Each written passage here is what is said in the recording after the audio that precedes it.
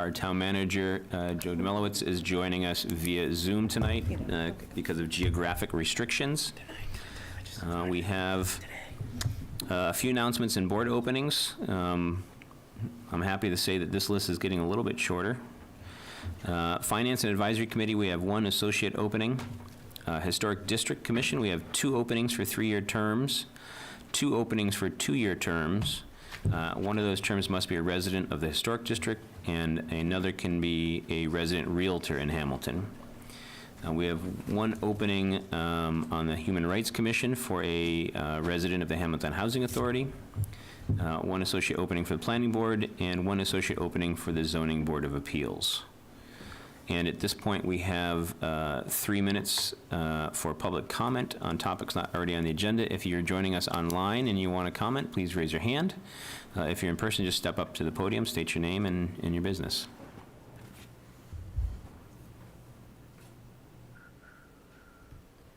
All right, seeing none, we'll move on to our consent agenda.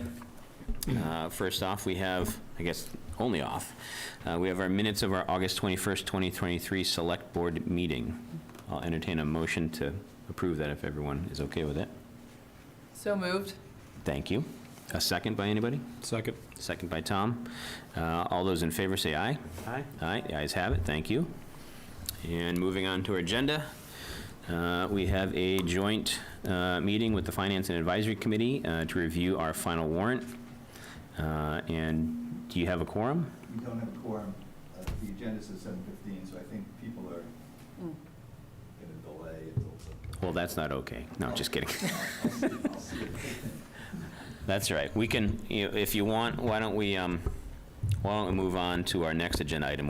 We'll circle back to that. So our, let's see. Let's move on to Tim, your item, if you're okay with it. The parking? Oh, good. I have so many questions. So we're going to skip to our third agenda item, just because the FinCom's not here. They have a quorum. So we have review and vote on proposed parking regulations for the downtown business district, specifically Railroad Avenue and Willow Street. Yeah, Tim Wilson, DPW Director. I was tasked with trying to develop, with partnership with the HDC, some downtown parking improvements. We have, I think in your packet, there was a couple plans I'm where... trying to find the page. It's page number 33 and 34, 35. So it starts at page 33 in the packets if you're following along. And so what you see there is some, we had BSC Group, there are consultants on this project. They helped us out with defining some parking along pretty much Willow Street. I think the parking along Railroad is pretty already defined there. But Willow Street, there was areas of 2-hour parking closer to Railroad, and then on the outskirts of Willow Street, it got to no overnight parking. So what this is doing, and I'm not sure if we're going to have any kind of, if any of the police officers are going to join us. Russ, I think, may be remote, so he might come in late on me. But so we're working with the police, working with BSC, working with the HDC to try to develop some more defined parking downtown. That's what we've kind of come up with to this point. I believe all Joe within the police office or police department, as well as the HDC, were in agreement with this type of layout. And I think we come before you to just showcase it, as well as, I'm not sure if you, as traffic commissioners, if you have to approve it. But I believe the regulation that was issued, I think is in your packet as well. I think so, yeah. I think that's kind of what we were looking for your approval or vote on, so we can implement by way of, I think DPW is going to install some signage, and we are looking to just do a more of a temporary layout with just marking paint, and then come back in the spring and actually mark the spots with pavement marking. It's a little late this year for us to do it all. And I think let's just see how it kind of works before we go more permanent. I think it's a good solution. But I think signage is a good start, and then just, like I said, just spray painting it for now, giving it more of a defined parking area with more permanent in the spring. I think Jim wants to say something. What kind of signage, Tim? Is it like 20-minute parking? Is it It's no gonna, parking? Is yeah, it- it's gonna be 2-hour parking closer to Railroad, along Railroad, as well as close to Railroad on Willow Street. I think either direction. I think between Railroad and Linden, the parking is on the west side, if I remember. And then on the other, from Railroad to Asbury, the parking is on the east side. All the way down to in front of the auto shop, or in front of 300 Willow Street, that's when the parking goes back onto the west side. So that area is no overnight parking as you get closer to Railroad. And I believe in the regulations, there was certain streets as well as addresses. And then it turns to 2-hour parking as you get closer to the downtown area. Joe, did you want to add something? Yeah, I just want to say that the police department, both the chief and Lieutenant James, I'm sorry, Captain James, who has been in charge of this for the police department, have reviewed what was recommended in your packets and was supportive of it. So it did change slightly. The significant change from where we got recommendations from the parking consultant 2 years ago was with a majority of the parking on the piece of Willow from Railroad to Asbury. At one point, all of it had been on what would be known as the west side. The second consultant, BSC Group, kind of recommended because of, I'm sorry, it was all originally on the east side. BSC had recommended that you only go east side till a little bit past the Verizon building. When you start to get where there's more cutouts, there was opportunity for more spaces on the west side. So that's why it switches there, but it also switches where it becomes no overnight parking. So that was done partly to make sure that non-residential users weren't parking there overnight, just kind of clogging that intersection a little. I have a couple of questions. And as full transparency, as you'll know, I live literally right there. And so I had a couple of neighbors come by yesterday and then text me today about this. And I think, like, academically, completely agree. A couple of questions. So because of the limited parking on the Willow side between Railroad and Linden, specifically when you have that cluster of businesses there. So you have Spirit Tree, you have Houndstooth, you have the orthodontist, and then you have the Two Donkeys and the general store. And then a lot of people use that as guest parking for the condos because I don't think there's clear signage that there's guest parking if you go down the driveway. So a lot of the business owners, as one would, just go ahead and park on Pleasant. So what you get is cars that are lined up on the entrance to Pleasant Street from Willow, and then people start parking on that side of Willow where the parking is. And so those folks who live on the corner just constantly have cars right there. And we've had a couple issues with like kids playing and people take that corner really fast, and there's just constantly cars there. And so some of the questions that came up is like, also if you try to pull out of Pleasant, there's cars stacked and you can't see, and it's two-way traffic in one lane. So one question was, have we ever considered, not now, but later, making Willow one-way so that you wouldn't have to worry about that? I don't know the feasibility of it, and it's not a blocker. The second is, can we implore the new condo building to put some signage that says like guest or business parking? Because there's a concern with the bakery going there that a bunch of people are going to just be like double parking really fast. And there's no reason not to, because it's not like the police are going to hang out there and like ticket you. And now we're going to have more congestion, and there's not enough spots, right? Even if just the business owners park there, that's all the spots on Willow. So we get a ton of people like double parking on the sidewalk on the other side, or just coming down Pleasant and just like parking all up and down Pleasant. And I just bring that up because everybody's like, this doesn't actually solve the neighborhood. It solves the delineation of parking issue. It doesn't solve the like congestion and confusion issue that's happening on that side. So we can definitely work with the property owner at the condominium, the apartment building rather, and make sure they get some appropriate signage up, and that they notify their tenants to let their visitors know that there's visitor parking in the lot.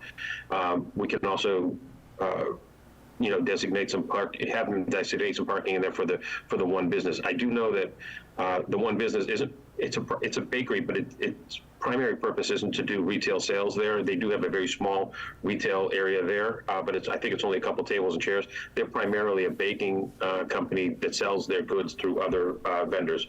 So they're not anticipating a lot of foot traffic there, but we can definitely have them set aside some spaces for that business as well. So to try to take that parking for that business off of Willow Street, because that's really the way it was designed to be, and that's why they have the parking that they have there.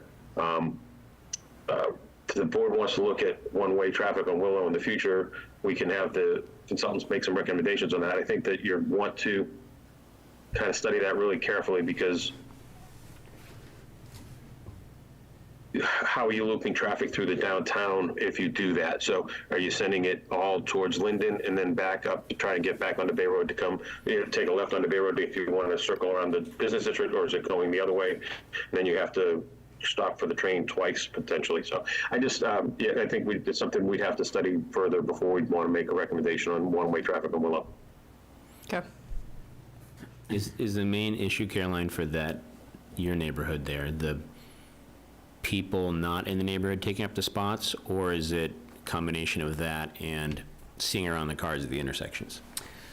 I mean, I think it's both. I mean, there are a lot of cars parked there during the day. And I know one of the traffic studies was done during COVID, because a friend of mine was with the company that did it, and he was like, we're just sort of guesstimating on actual traffic because this is COVID. And since then, like, the orthodontist, the Two Donkeys is now there, the general store is now there. And so, like, the volume is, like, pretty big. People are constantly just, like, double parking real fast to go into the donkey, or they're pulling around. And I think there's a couple of myths around, like, nobody actually parks on Railroad to go to those businesses. They pull onto Willow. If there's parking, they park there, or they double park, or they park on the sidewalk and double park, or they just go around on Pleasant. And they're not there that long, but it creates this, like, Right. crazy amount of congestion right there. And nobody actually goes all the way down Willow, because then they're, like, past the businesses. And so I think just sort of the understanding of it is very different than the reality of all those cars that are there. It makes sense to look at making, like, Pleasant a one-way. That would take the intersection out of the equation for Willow Street with parking. Because they couldn't turn on it. They couldn't. So you turn on- couldn't go that, I mean, You'd have to go the other way and Go come down back. Union. come back around. You go to Union, I think, right? Does that connect to Union? You'd have to go, well, or like go to Elliott. Elliott, Oh yeah, got you'd it. have to go all the way around. Yeah. I mean, I want to be cautious that I'm, like, not inconveniencing the entire town and traffic patterns just to avoid this, because I recognize that, like, that is the business overlay district, and that when I looked at the parking thing, and I know David is here, you walk down there all the time, the reality of it is very different than I think what's represented in the map. And I think this is a great first start, and I love what you're saying about just, like, mark it out, but it's, I mean, between that parking lot that's right there where Artsy is, you can never get a spot there. There are never spots there. And I don't know if it's people parking for the train or if it's business owners parking there. So we kind of get all that overflow. Yeah. Judge, right. I mean, I'd love to hear the chief's response on, although I'll say I'm going to predict that he's going to say that, getting the right signage and regulations in place will make it easier to identify for people what they can and can't do there. And then it makes it easier for them to enforce what people can and can't do there. Currently, the situation doesn't really give us much opportunity to educate and enforce the public. Right. But Chief, from listening to Ms. Polio, do you have any suggestions on how to proceed? And Joe, you hit the nail on the head. The first thing to do is signage and education as it pertains to, I mean, if you look at the signage there, it's sparse. We need to re-sign it, and we need to educate people. Are we doing the 2-hour parking, and are we not doing the 2-hour parking? If you look, there's certain times you can do parking. It's about, I don't think anyone really knows when you can park, how long you can park for. It's an education campaign first. And then see after we educate people, educate the public, and then move on from there. And then we can kind of make a determination. I would move it in stages, not put it all in one whack. Yeah, I agree. Yep.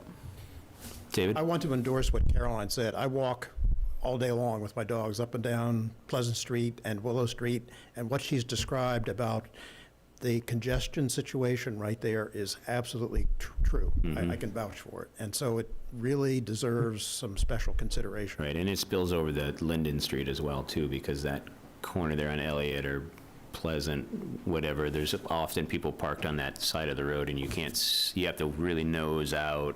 Oh, I've onto almost that hit, so street. I would say weekly would not be an exaggeration for how often I almost hit someone pulling out of Pleasant on that side. So right now, between Railroad and Linden on Willow, are they parking on both sides of the road? So people know you can't park on the other side. So what they do is where the Two Donkeys has, like, sort of the asphalt easement, they park up on that easement, half on the sidewalk, half off. Yeah. And they sort of create, because the housing units that's right there has like Yeah. one little spot right there. So people then mimic that spot across it must be the eastern side. Yeah. So you have cars that are like half out, and the construction vehicles park sort of kitty corner, because there's still like ongoing stuff in the building. So you'd get this like very narrow window. And I agree with what you're saying, like signage will help. But also when you say to people like, hey, it's easier to park over here, they're like, yeah, I'm only gonna be here 15 minutes. I'm only gonna be here, and you're like, I know, but the kids then pull their bikes out right there, and I don't want to be this like But then woman 50 who's more like, the cars are kids and driving the by, right? youth. It's just kind of a cluster. Well, could you eliminate the corner parking spots and put no parking here to corner? Yeah, we'll see, that's what I was gonna say, is, Yeah. you know, there are regulations on how close a spot can be to a stop sign or to a T intersection. Okay. I mean, I can have our consultants make sure that the spots that are laid out in the plan are in that, you know, far enough back that there's no sight distance issues. Okay. Like that, or better sight distance. Because sometimes, I mean, even where I live, they're so tight that there is no way to look past the car without getting out in front. Right, and that's kind of what happens right there. Edge out, yeah. But more than happy, like, I've seen the plan, I think theoretically I get it, I just think I don't think the neighbors feel like it's a done deal. Right, and As is. I think too, this will be a little bit of a work in progress. I think the marking the spots, you know, I think it's kind of good that we're actually not striping them this fall, because I worry that we'll get a bunch of lines in there, and then in the springtime or end of the summer, we'll say, well, that didn't work, and now we're blacking out lines and moving stuff. So this might be a good kind of a beta test to see if these are going to be what works, and whether we need to bring more space on the corners and stuff like that. Tim, do you remember what the distance is from the corner for parking? Is it 25 feet, or is From a it? stop sign? Yeah, These are tight. It's like 20 feet, I don't Yeah. know. But there's no stop signs right there is the problem. It's the same distance whether it's a stop sign or an intersecting way. It doesn't even have to have a stop sign, but if it's an intersecting way, and then if we put signage up, no parking from here to the corner, yeah, then that's a portion of educating the public. You can't park from here to the corner. And that actually gives us a little more leeway if we want to go out there after we educate to do enforcement. I mean, part of the education is signage, then verbal warnings, then written warnings, and then finally, last comes to last, or last comes to worst, then you take and you issue citations, monetary fines. right. Virginia, you have something to add?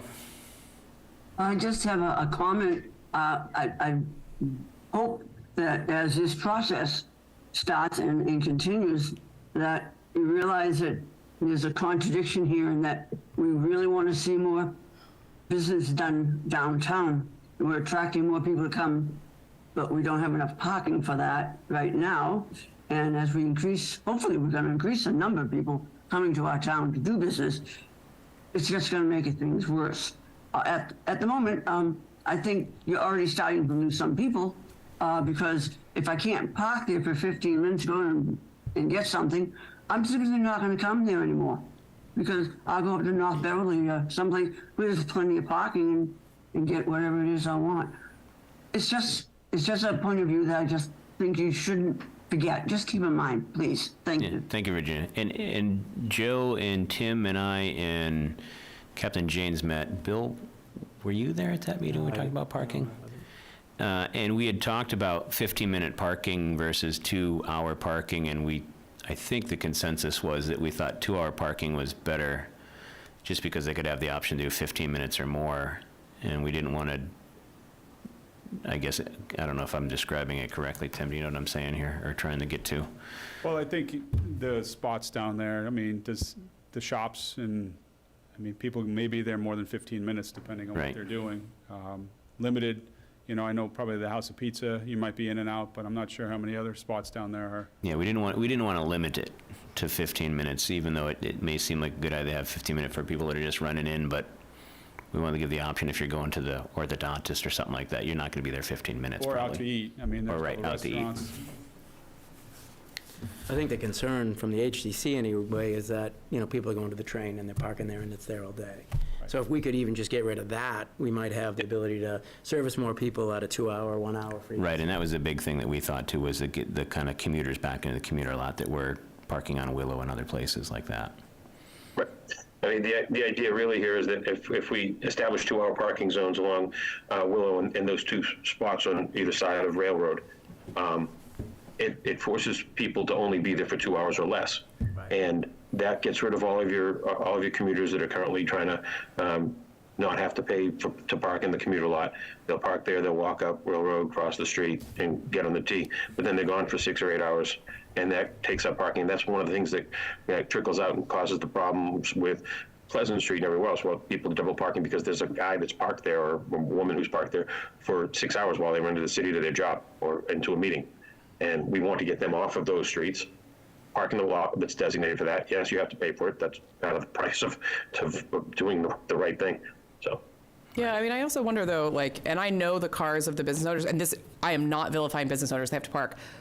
But the cars that are there 8 or 9 hours, it's the owner of Spear Tree, it's the owner of Houndstooth, it's the owner of like, they are parked in those spots from open to close. So it's not actually the patrons who are coming and parking there. It's the Right. folks who need to park there to run their businesses.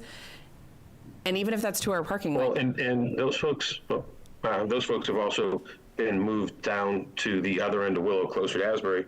There's unlimited spots there, except that you can't park overnight. So if you park down beyond the Verizon building, you can park there for 6 or 8 hours, but you can't park there overnight. So that, we've tried to tell the business owners in this model that, yes, you're right, you need to have a place to park. If you don't have a place that goes with your business, you can park down the end of Willow Street and walk to work so that your customers don't have to. yep. Cool. Do we need a vote on this tonight? Is that a thing? It would be good if we did. Any other discussion or questions for, So what does enforcement look like, and when does that start? I mean, how do you measure someone for 2 hours throughout the day? We can go back, we can take care of it. Now with cell phones, we send a patrol down there. It used to be in the old days, you'd mark a tire with Chalk a the tire, lumber yeah. spray Yeah, on 1 o'clock. and see if there's rotation, you write the plates down on a pad of paper, on a notepad. Now you go down with your cell phone, you snap a picture. And the picture, you timestamp the photo, then you come back in 2 hours. right? Even So and the same thing with the intersection, if we properly mark it and put signage there, 20 feet from the intersecting way, no parking, and it's marked, that will help with the safety of taking a left or a right turn. Yeah. Or when you're taking a turn, you can see if there's someone, a jogger, someone on a bike, someone walking a dog, you can see that. So signage is very important for us for the enforcement. We can't enforce unless we have the signage there, and we can't educate unless we have the signage there. Right, I think for me, all of it, I think, is important in moving forward, but I think the distance before the intersection and the stop signs is gonna be the big one, at least for that area, because that's always the main problem with what Caroline said earlier, and I know I live in that neighborhood too, and it's always tough to nose way out onto one of those roads and see oncoming traffic, so that'll be a big change in the positive. Great. Anything else anybody wants to add? Chief, is there anything else that we missed? No, I think it's always, 15 years I've been the chief, and that's always been a bone of contention of the parking. And like Joe said, people parking on the street and then catching the train and their cars there all day long. And that limits people, it limits customers from being able to stop in and grab a grinder or drop into one of the stores or even go visit the dentist, whether it's an hour appointment or 2-hour appointment. You can't do that because people are the commuters, they're jumping the trains and parking their cars there for free all day. I think once we do the signage and we take it in phases, that's going to help us out a lot. We do the signage and then allow me to do the education campaign, the verbal warnings, the written warnings to educate people. We can use the signboards, we can start educating people that way. And then from there, we can ramp it up. You can always ramp it up, but the signage is the first step. Is there a plan for a sign that says no MBTA parking, or you think the time allotment covers that? No, I think if you just have the time allotment, no parking, no more than 2-hour parking or limited 2-hour parking, I think you're fine. Agree. What do you have to say, MBT? No, because if someone was taking the T, if someone was going into taking the T into town and coming back and they're within 2 hours, then so be it. Maybe someone's taking the T and going to Salem and back, and they're back within 2 hours. I think what it is, and then we're trying to drill down to it, because there's no way I can tell if someone's taking the T or not. I think just do the time period, the 2 hours is fine. Yeah, I think, I like your idea of the cameras or a picture. I think a good first phase would be, take a picture around 9 AM, then come back around 1, and you're going to see the standouts, I think, for the commuters. All right? Yeah. Tim, anything else? No, I think unless you have any more questions for me. So I guess I'll entertain a motion if somebody wants to make it to accept the new proposed parking regulations for Willow Street and Railroad Avenue between Bay Road and Willow. Yeah, the only thing I'd recommend is, I don't know if this addresses that distance to the corners, to make sure we Yeah, adjust for that I'll part. make sure I talk to them about that and then put like no parking from here to the corner, a couple other signs that way.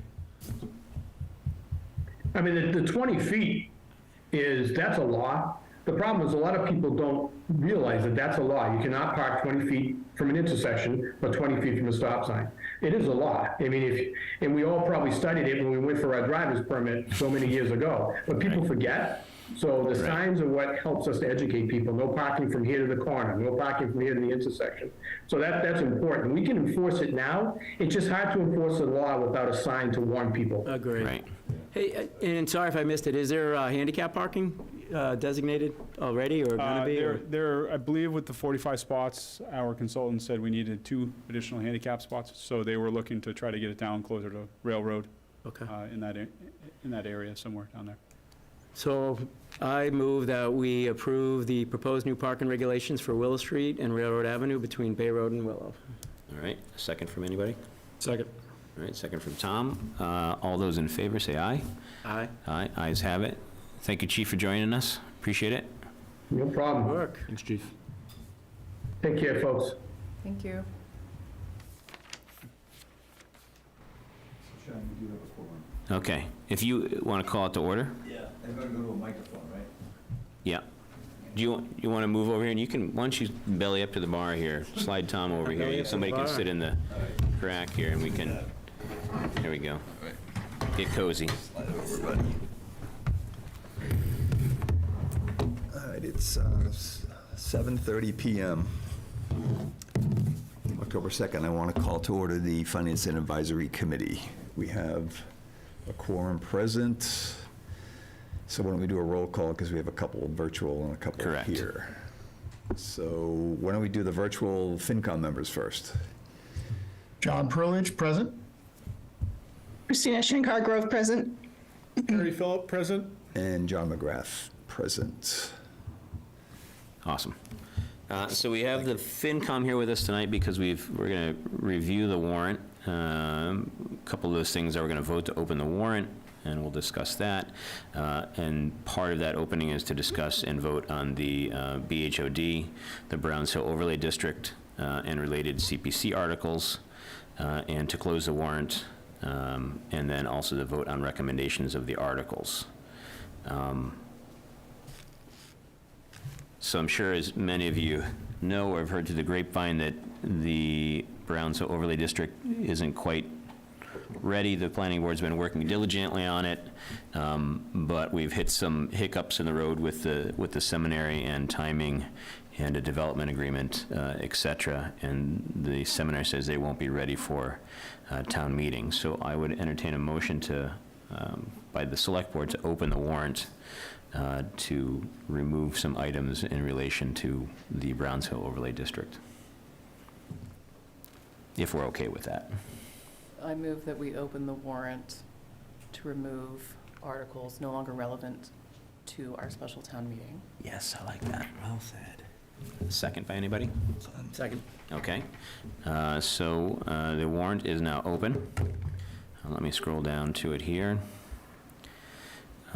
So articles that are related to the Browns Hill Overlay District are Articles 3.1, Article 3.2, and I think that's it, just those two. So Article 3.1 is the overlay district itself. Article 3.2 is an amendment to the groundwater protection district. Any discussion on either of those items? Pretty much open and shut, I think, for the most part, unless anybody has any questions. So what's left? There's still a lot there. Town hall. There's not a whole lot there, but we do have the town hall building project, which is our big one, right? And then prior year bills, which we usually have. And then the other kind of two big ones are our two senior tax deferral items. Right. So, those are things that we want to do. Absolutely. In the septic loan program as well. So, I mean, there is some meat on the bone there to say still, Great. but, I guess we're doing our best here. So I would entertain a motion by someone, if they want to. You could put both in the same motion, or one in one motion and one in the other, to remove Articles 3-1 and 3-2 if everyone feels that's the way to go. Sean, sorry, quick question. Does 2.2 have to be removed to the CPA budget? Or was that never added in? There was a let CPC me- budget item, but I don't know if that ever got Yeah, the added. packet that it's It- shown. Yeah, Harry's right, it's supposed to be, the CPC budget amendment article is supposed to be removed as well. Yeah, I just wanted to cover the Browns Hill one first, but we'll get to that. But thank you, though. All right, we're talking about the Browns Hill two articles, that GPOD article and the BHOD article. So I move that we remove Articles 3-1 and 3-2 from special town meeting. Okay, a second by anybody? Second. All those in favor, say aye. Aye. Aye, all right. And then, as to what Harry spoke of before, Article 2-2, Community Preservation Amendment of Budget. This was some housekeeping, and we figured most of it out, and we feel it can wait till Springtown meeting. It'll be a little confusing, I think, if we leave it on this warrant. It'd be a lot easier to have it on the consent motion in the Springtown meeting. So there's no real kind of dire need to do it now. So there aren't requests already in support of some of those monies? No, we haven't had any grant requests. The only really one is the town hall building project. So, You actually voted to open the warrant, right? yes. Okay. Yep. So I would also entertain another motion to remove Article 2-2. 2-2. I move that we remove Article 2-2 from the special town meeting warrant. All right, do I have a second? Second. All right, thank you, Tom. All those in favor, say aye. Aye. Aye, all right. And let's see, let me scroll up here.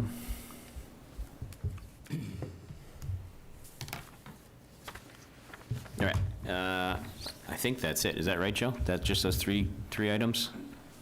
As far as the town meeting warrant goes, yeah, that should be it.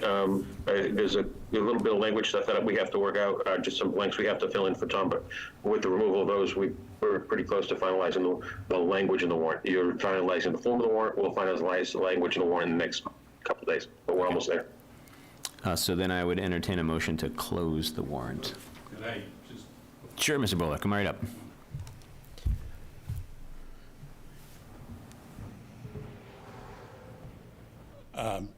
Bill Bowler, Town Moderator.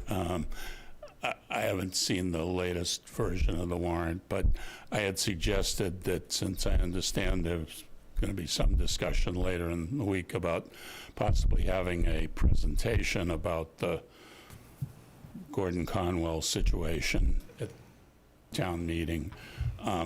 The starting point with town meeting is if it's something isn't on the warrant, it doesn't get dealt with. So I suggested adding language that we usually have at the ATM, an article to accept the report. Accept reports, so Okay, that's all. thank you. So before we close, do we want to add just some language in there as kind of a placeholder if we do have reports for that space? Is there a plan? Is somebody working as such for a report? I think that's a great idea, just an update. Marnie, do you? Yes, I will just, Marnie Crouch, Chair of the Planning Board. I think that this might be something we should consult John Whitten about, because my recollection is at one point he said if you leave an article on the warrant, there's always the risk that someone Right. at the meeting could move the warrant forward for a vote, and then if the Browns Hill Overlay District was in fact rejected, then that would have dire consequence for any kind of rapid renewal of a motion at the Springtown meeting. Right, and we have town council here, Tom McEnany, and Tom can comment to that, and Tom, you can tell me if I'm wrong, but Marnie's not too far off. If we have it on the warrant and we choose to take no action, someone can make a motion on the floor to take action on it. And then, but I believe with, is it with the overlay district, with this one, it's not a particular zoning article? So, Well, I think it would actually be an amendment to the zoning bylaws, so there could be some limitations there. Right. But Marty's right, that if there's not going to be any action taken on the article, the better option, in my opinion, would be to remove the article. And we can add an article at the beginning with the consent agenda to say that, to hear any reports or something along those lines, similar to what we had at the annual town meeting. okay, perfect. So then I guess we'll entertain one more motion before we finally close it, is to add, as town council just said, in the consent agenda, something to add a report, if so needed, from something about the Browns Hill Overlay District or another report. I move that within the consent agenda, or where appropriate, we add the ability to give a report update on the Browns. I don't know what the wording is. Hill Overlay District. Overlay District. Yeah, perfect. Mr. Chairman? Yes, sir. Yeah, and just real quick, since we're mentioning the consent agenda item, since there are no items to consent to, everything's going to require an individual vote. You might want to, while you have the warrant open, you might want to remove that. Remove that article as well. I think you could probably just There's take no that one out wishful and put in the thinking on one that we to can hear consent reports. agenda the whole meeting and move out. You can't. Fortunately, that would probably be unlikely.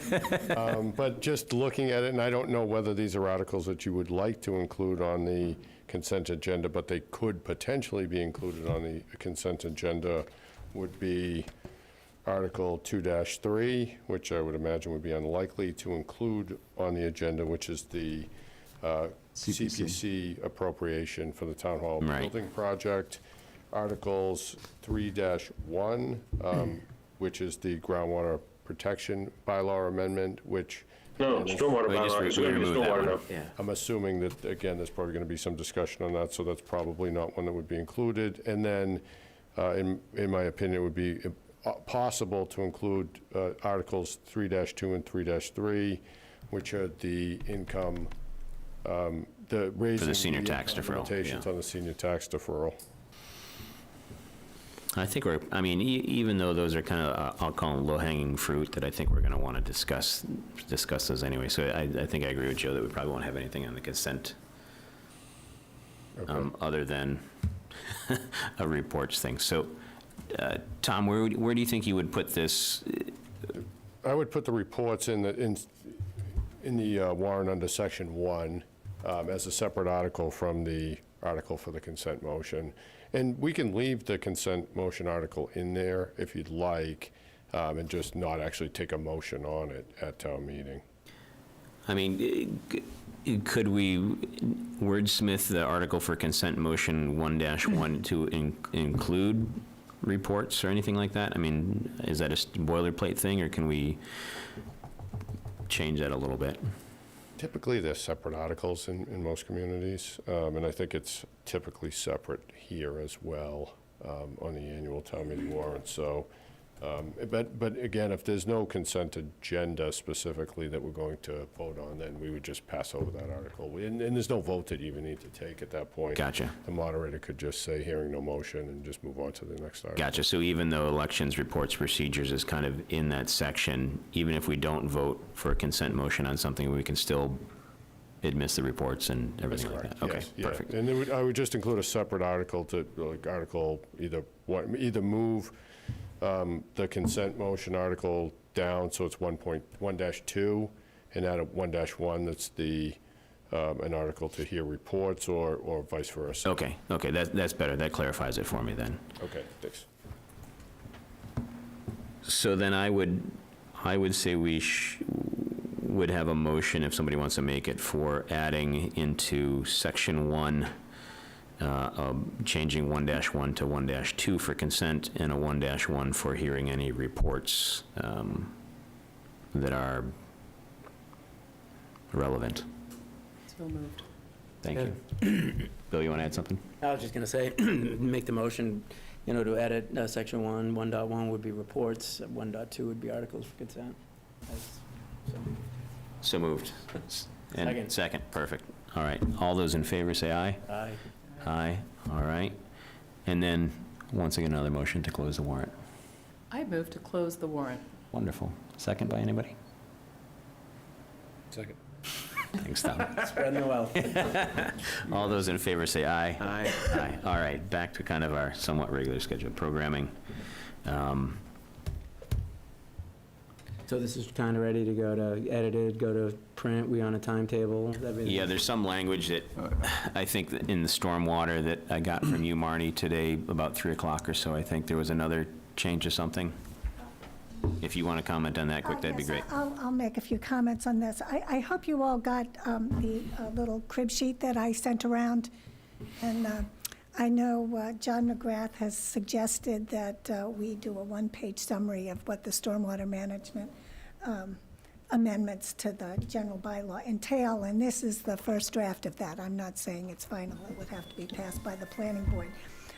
But we are studying this stormwater management bylaw very carefully, and it's close to being completed, but as we go through it, we found one typographical error, and we noticed a minor omission that we need to discuss, and that would be the application process for the land disturbance review that was not in there.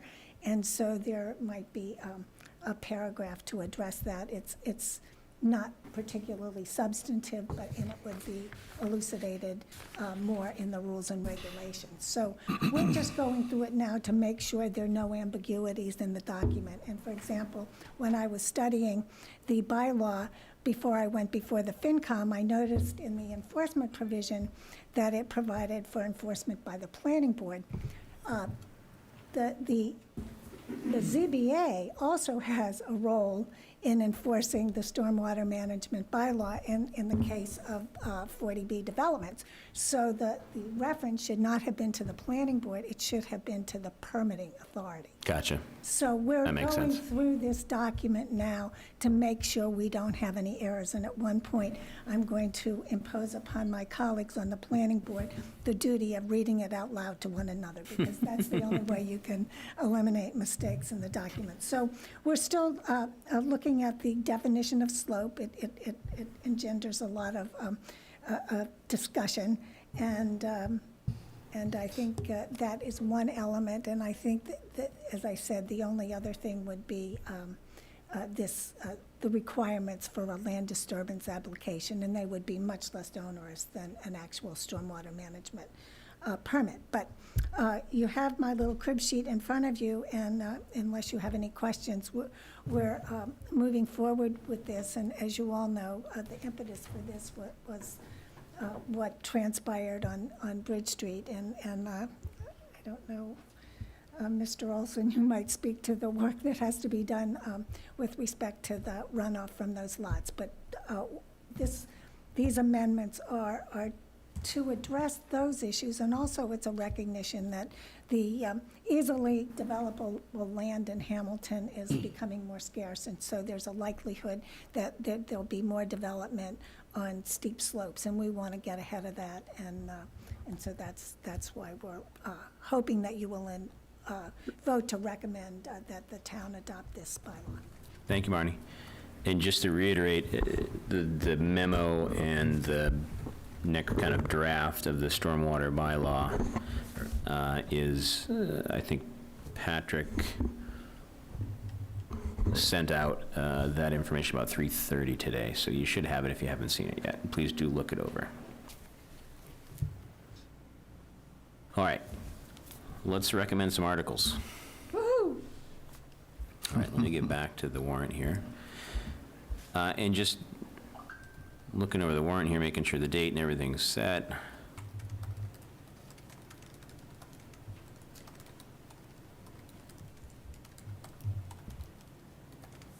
All right, so let's start with 2-1, and FinCom, feel free to chime in at any point in the discussion. I'm not gonna delegate when you can talk, so Feel free to Yeah. speak freely. Just as a point of information, we have a meeting next week, and we were going to formally finalize our recommendations and our votes at that time. But Okay. in general, So you're going to be mute tonight, is that what you're saying? in general, the pulse No. of our meeting last week was that we're positive on the slate of articles that existed at that time.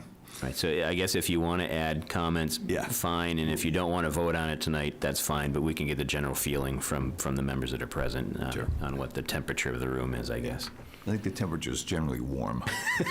Okay, bath water, okay. Tepid? Tepid. No, warm. Or like Warm. cup of coffee warm? Warm. All right, so 2-1 is our prior year bills, and we've got some numbers to fill in there yet. Wendy, do you have anything off My head? off the top of your head, or Joe? I know it was 13,000. Yeah, it wasn't that much. It was under 15,000, I think. Yes. The invoices weren't included in the packet. I thought we had scanned those into the packet. I'm sorry. 13,248.78. 13,248.78. Thank you, John. That was precise.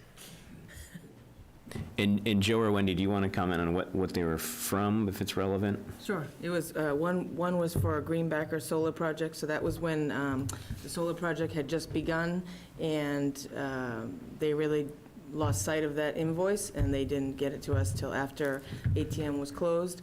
And the other one was from Quadrant Health, again, another invoice that Quadrant lost sight of and didn't get to us until after ATM warrant was closed. Wouldn't it be great if they just lost them and couldn't give them to us? So the bulk is the Greenbacker invoice of 12,000 plus.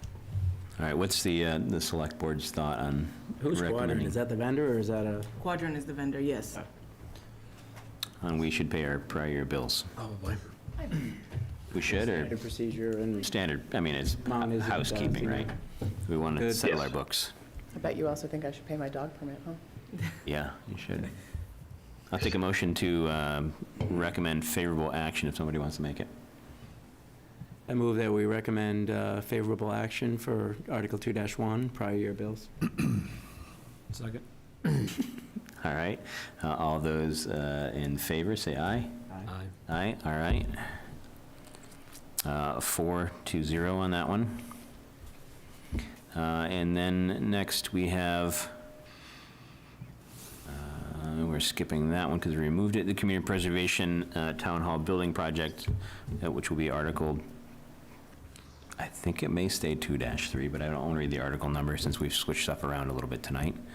But this is to appropriate $172,675 from the Historic Reserves account and $300,325 from the Community Preservation Unreserved Fund for a total of $500,000, which will supplement funds previously appropriated from previous town meetings for the restoration, rehabilitation, and preservation of our historic town hall, right where we sit tonight on Bay Road.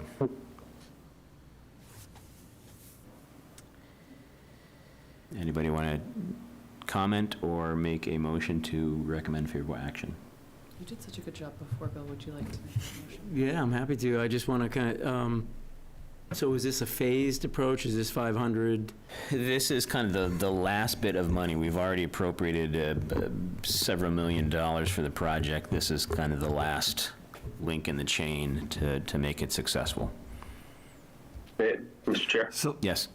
Yeah, so, Bill, so the CPC had previously, through 2 meeting votes, been approved to borrow up to $4 million for the town hall project. So we have $4 million there. There are 2 votes tonight. I mean, there will be 2 votes at STM. There's $500,000, which will actually be cash from the CPC instead of more bonding, and then $2 million of free cash from the general fund to complete $6.5 million for the construction of the preservation project at town hall. Got it. So if I can make a comment from the FinCom, it's a $6.5 million spend. We did flag that at town meeting that was coming. And we had asked Joe and Tim to author something that the public could digest, sort of at the table when you walk into the town meeting. Here's what we're going to do. You know, we're going to spend 6.5. So even though it was approved by the CPC previously, they're approving new money, and we're going to take $2 million out of free cash now, we felt we owed an explanation of here's what we're about to do. And Joe has already drafted an initial page that he shared with us last week, which is good. It's an interesting proposal that he's operating on. One is we're going to go forward and fix a lot of the building, and then there's a separate project that is all the systems in the building that we're going to pursue grant funding on. So it's a fairly interesting approach, but I think we just owe a nice explanation to the taxpayers of what the 6.5 is. Right, because we've been at it a while. Right. And it's a multifaceted approach, as you're saying. Yeah. And there's a lot of kind of the devil's in the details a bit, so. But, I mean, the FinCom feels comfortable that, at town meeting, we said, hey, there's $100 million worth of capital coming your way. $6 million won't have a tax impact now, but you are paying for it. Right. So it's just a follow-on to that conversation, so that we'd feel comfortable to have that be authored and be available when we do our vote on the 11th next week. So Joe is all over it. He already did, with 10 hours notice, I already put one memo together. So anyway, I appreciate that. So anyway, that's just I don't know if the FinCom has any other comments, but I think generally we've been favorable on this all along. John or Christine, any comments from you? No, I mean, I just reiterate what John had said, that we've been favorable at sort of every decision phase on this project, and I think we will continue to be favorable when we formally vote. And hats off to the creativity in finding a way to get this done. And I know it's sort of multi-phased with potential grant money out there, but having this not have a direct tax impact other than the spending of the free cash is, I think, a great way to go. Yeah. So do you think, John or Finance Committee, that in the wording we should put, we say it supplements previously appropriated funds, should a number be in there, or that reflects from the table you referenced, or it doesn't speak to a number? It may be a little difficult to put a number in there because we have a If I could suggest, I'm sorry, I think it should be in our presentation. It'll be a part of our presentation to the town meeting, but I think that the article is drawn, and the next article that specifically asks to vote on the $2 million of free cash need to be clear, and this is exactly what we're asking you to approve right now. But we will make sure the presentation includes the funds that have already been approved by previous town meetings, and that the total spend, as John called it, on this project is $6.5 million. Right. And that's consistent with the number presented at last town meeting, right, if I recall the table? Yeah. Yep. Yeah. Okay. And I'll add too, is what I was starting to allude to, is that, and Tom may concur with me, or I could be way off base, but when we get kind of more into numbers, we tend to like to have a not to exceed number. And if we put something else in there, then we're kind of held to that. Well, these are pretty specific, we're held to numbers. I was a little worried about that as well. Right. Tom, do you have a comment? Yeah, just a couple of questions. So in the article, I had included language in there consistent with what prior CPC funding articles look like, where there's, in this case, there's the expenditure of the funds are contingent upon the approval of the next article to appropriate the monies from free cash. Right. And also the construction is commenced by November 15, 2024, which I believe is what was included in the most other recent language, yeah. article that amended the prior CPC appropriation articles. Right. So I just wanted to make sure that that was consistent with what you want. I think it is. Joe, do you agree with that? Yes. Yeah. Yes. And I guess, Tom, while you're standing there, do you have any comment on Bill's comment about the previous monies allocated? Is that something we would want to put in, or we want to just talk about that in our report or presentation about it instead of putting it in the warrant article? Yeah, it's really a policy decision for the board. I don't have any strong preference one way or the other. Certainly, the level of detail that you want to put into the brief summary that's included in the warrant is really totally up to you in terms of how much detail you want to put in. There's obviously, the article has references to the prior town meeting votes, so somebody could look them up if they chose to do so, but I fully expected that the presentation at town meeting would include some specifics in terms of the actual numbers.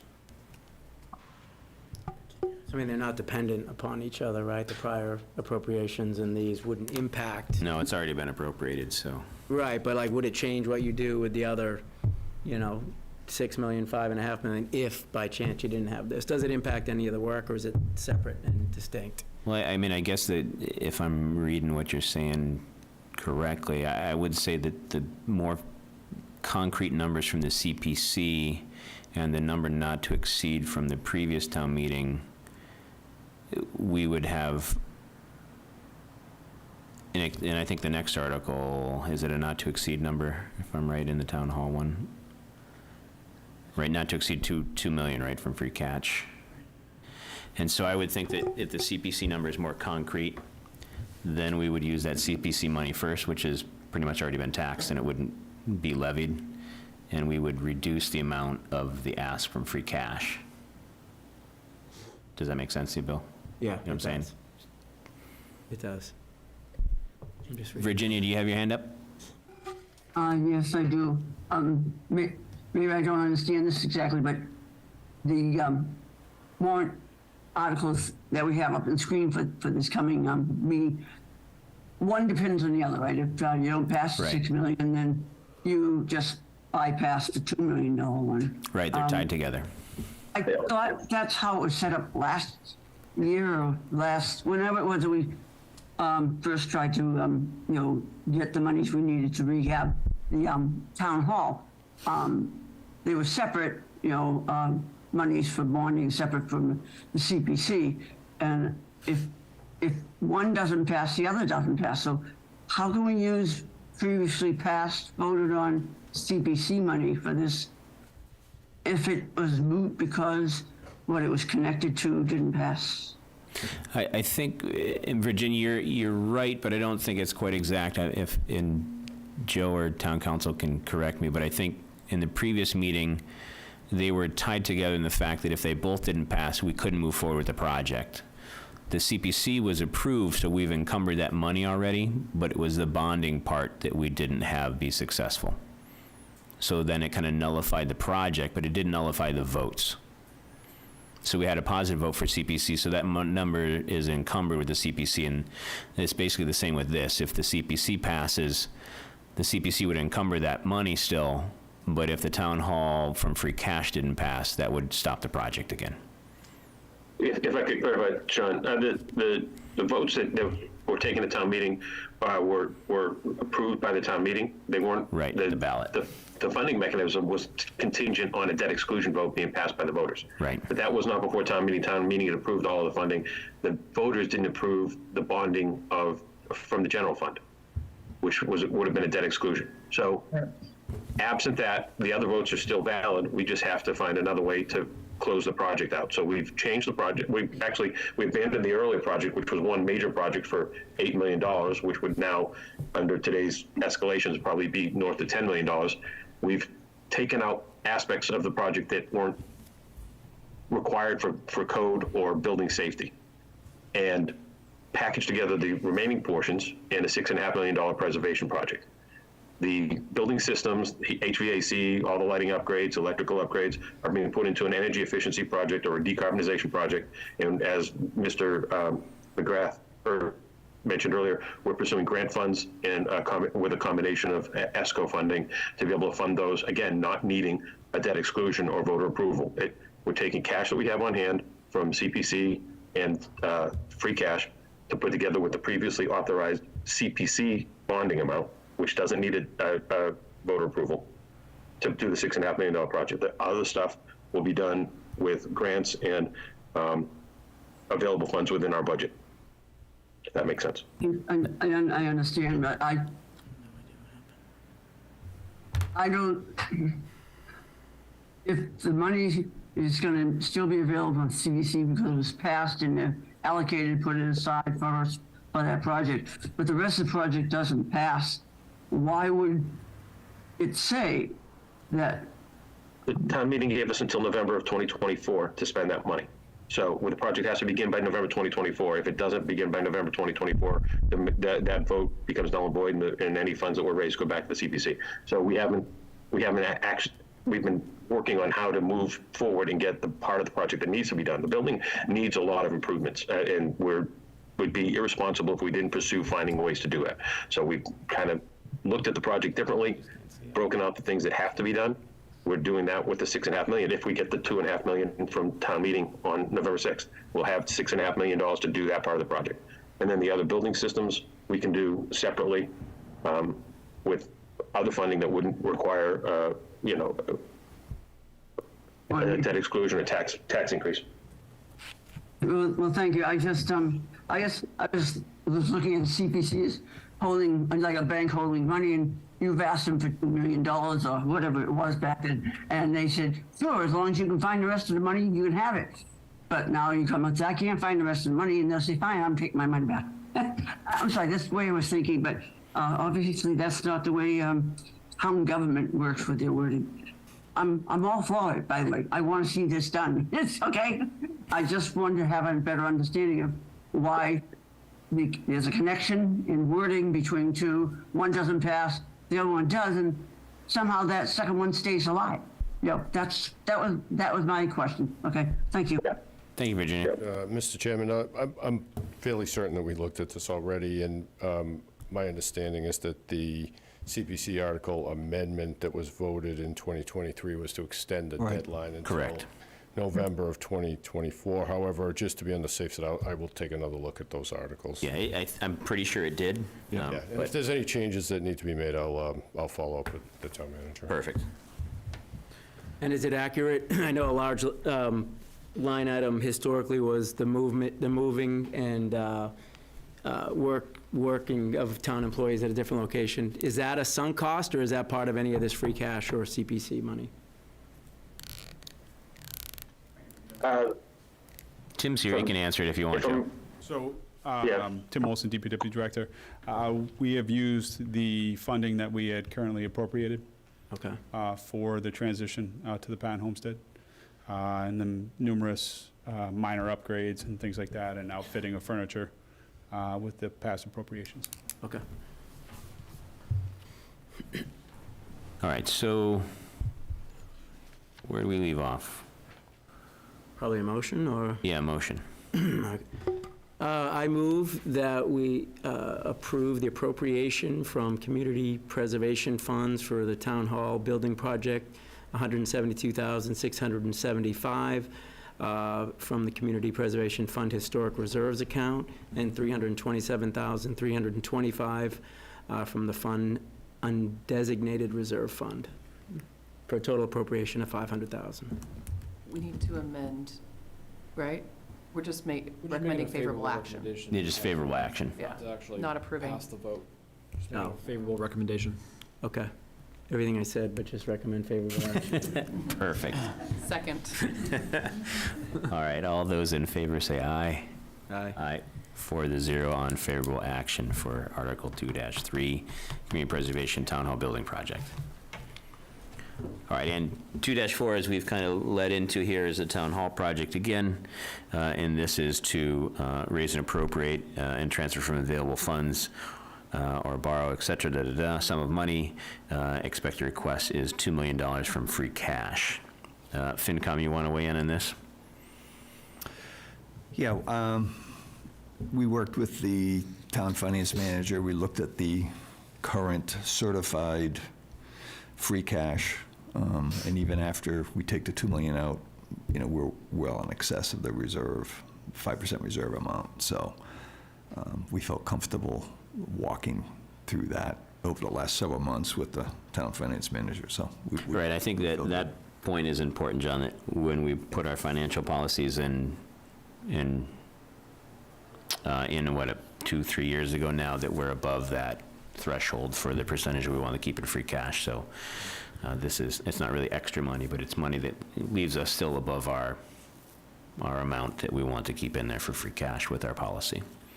Yeah, I don't know if there are any other FinCom comments. I just had a question on the warrant language. I just want to be sure that the tax rate impact here will effectively read none as it's coming from free cash.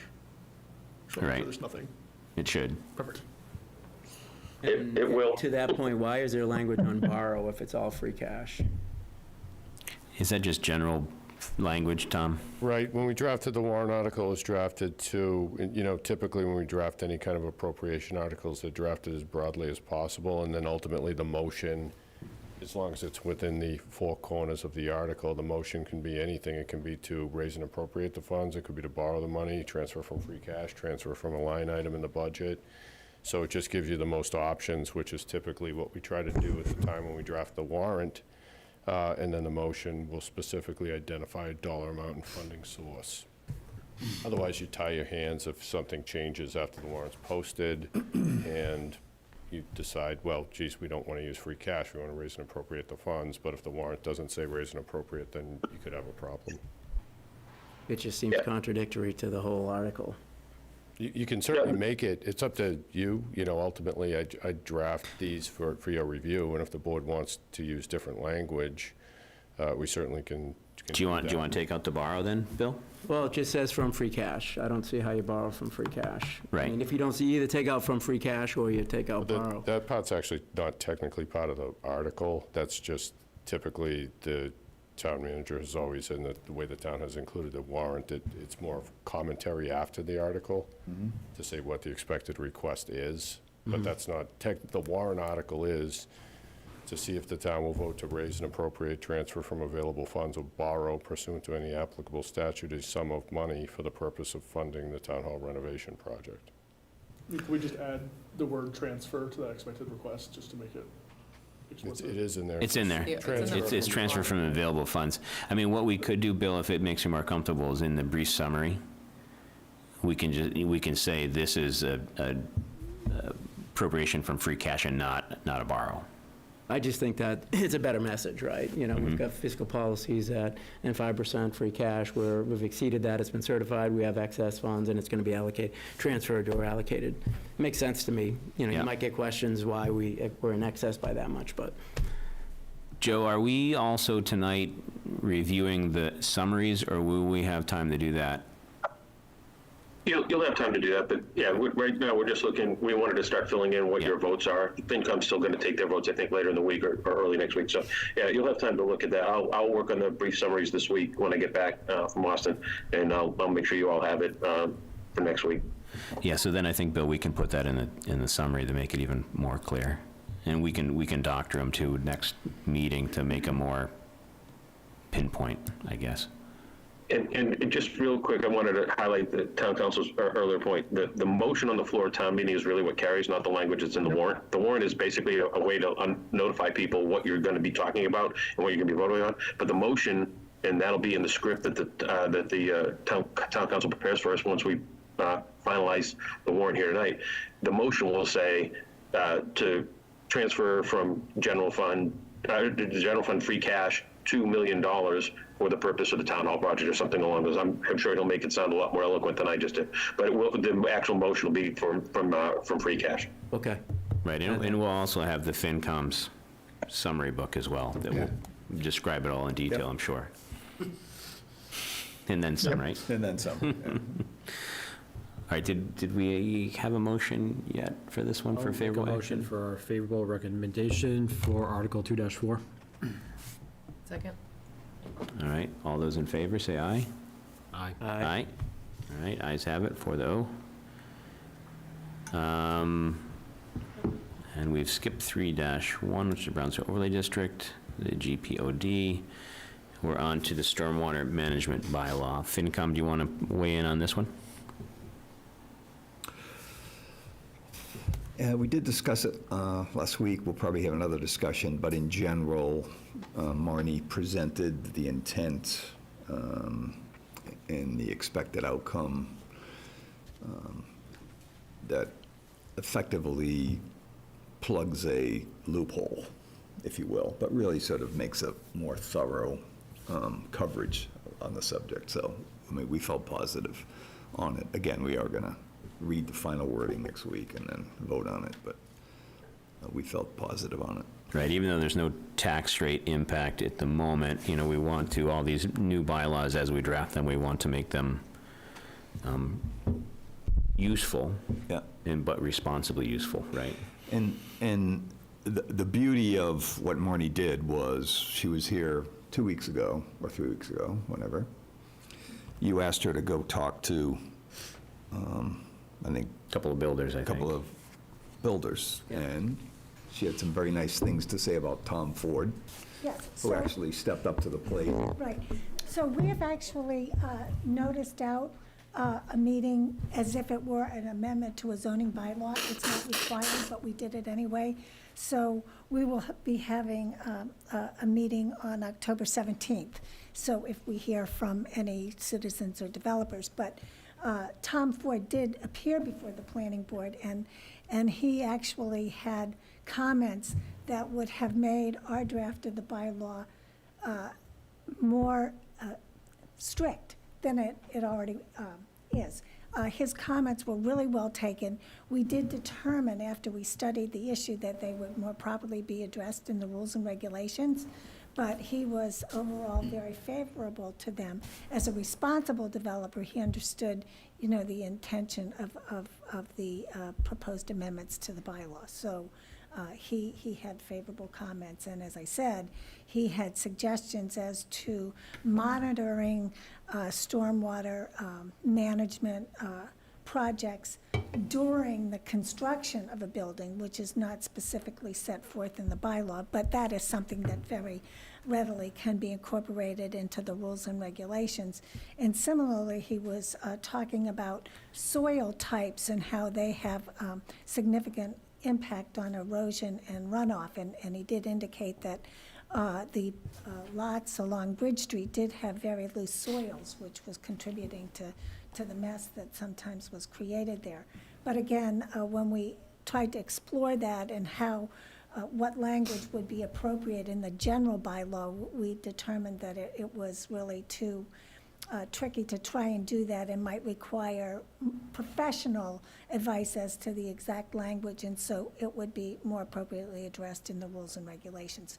But his comments were really well taken, and we were surprised that he was encouraging us to be more thorough than to take out some of the provisions that we have in there. So we were very pleased with that, and I'm sure everyone in town knows the nice work that he does. The challenge that we discussed with Marnie was, how are you going to explain this to the town meeting? We suggested a sort of a one-page, high-level, here's what it's intended to do. I'm not sure how you're going to explain it so people can digest it. Well, Patrick, I asked Patrick to send you like a summary, and Yeah. I had the most significant amendments, and then I, had to compare and contrast the existing version versus the proposed amendments. Now, that needs to be shortened and made maybe more user-friendly, but Yeah. I will, I wish you guys luck on that. yeah, well, I will implore my colleagues on the planning board to assist in that, and so hopefully we'll be able to come up with something a little simpler than what I gave you. But you basically got the high points in the little summary that I did. So unless you have any more questions, I'll leave you to your voting. I don't think so. Thank you, Marnie. Tom? Yes, I actually did have one question on this one, and when I originally drafted the article, I drafted it to include language to say that essentially that the appendix would include a redlined version of what the changes are, so it would show changes, any deletions in strike-through, any new language in bold. So my only question is whether that's going to be the case, or is it going to be just a replacement of the existing one with a completely new bylaw that doesn't show the changes in a redline format? Marnie, do you want to comment on that, if you know? I think that's really entirely, up to you. I don't know how thoroughly people will read it. So I don't know whether a kind of a summary of the high points is more effective and then the final language. But again, I'm flexible on that. Alex Wishart, who's with KP Law, did a red line version. That's not up to date at this point. So we would actually have to go back and re-redline the red line. Re-redline it. So that would be work that I wouldn't necessarily want to do. It's fraught. But it's entirely up to you and what you think the voters would appreciate more. I actually think that the red line version would be too cumbersome because there's a lot of stuff in there that hasn't been changed.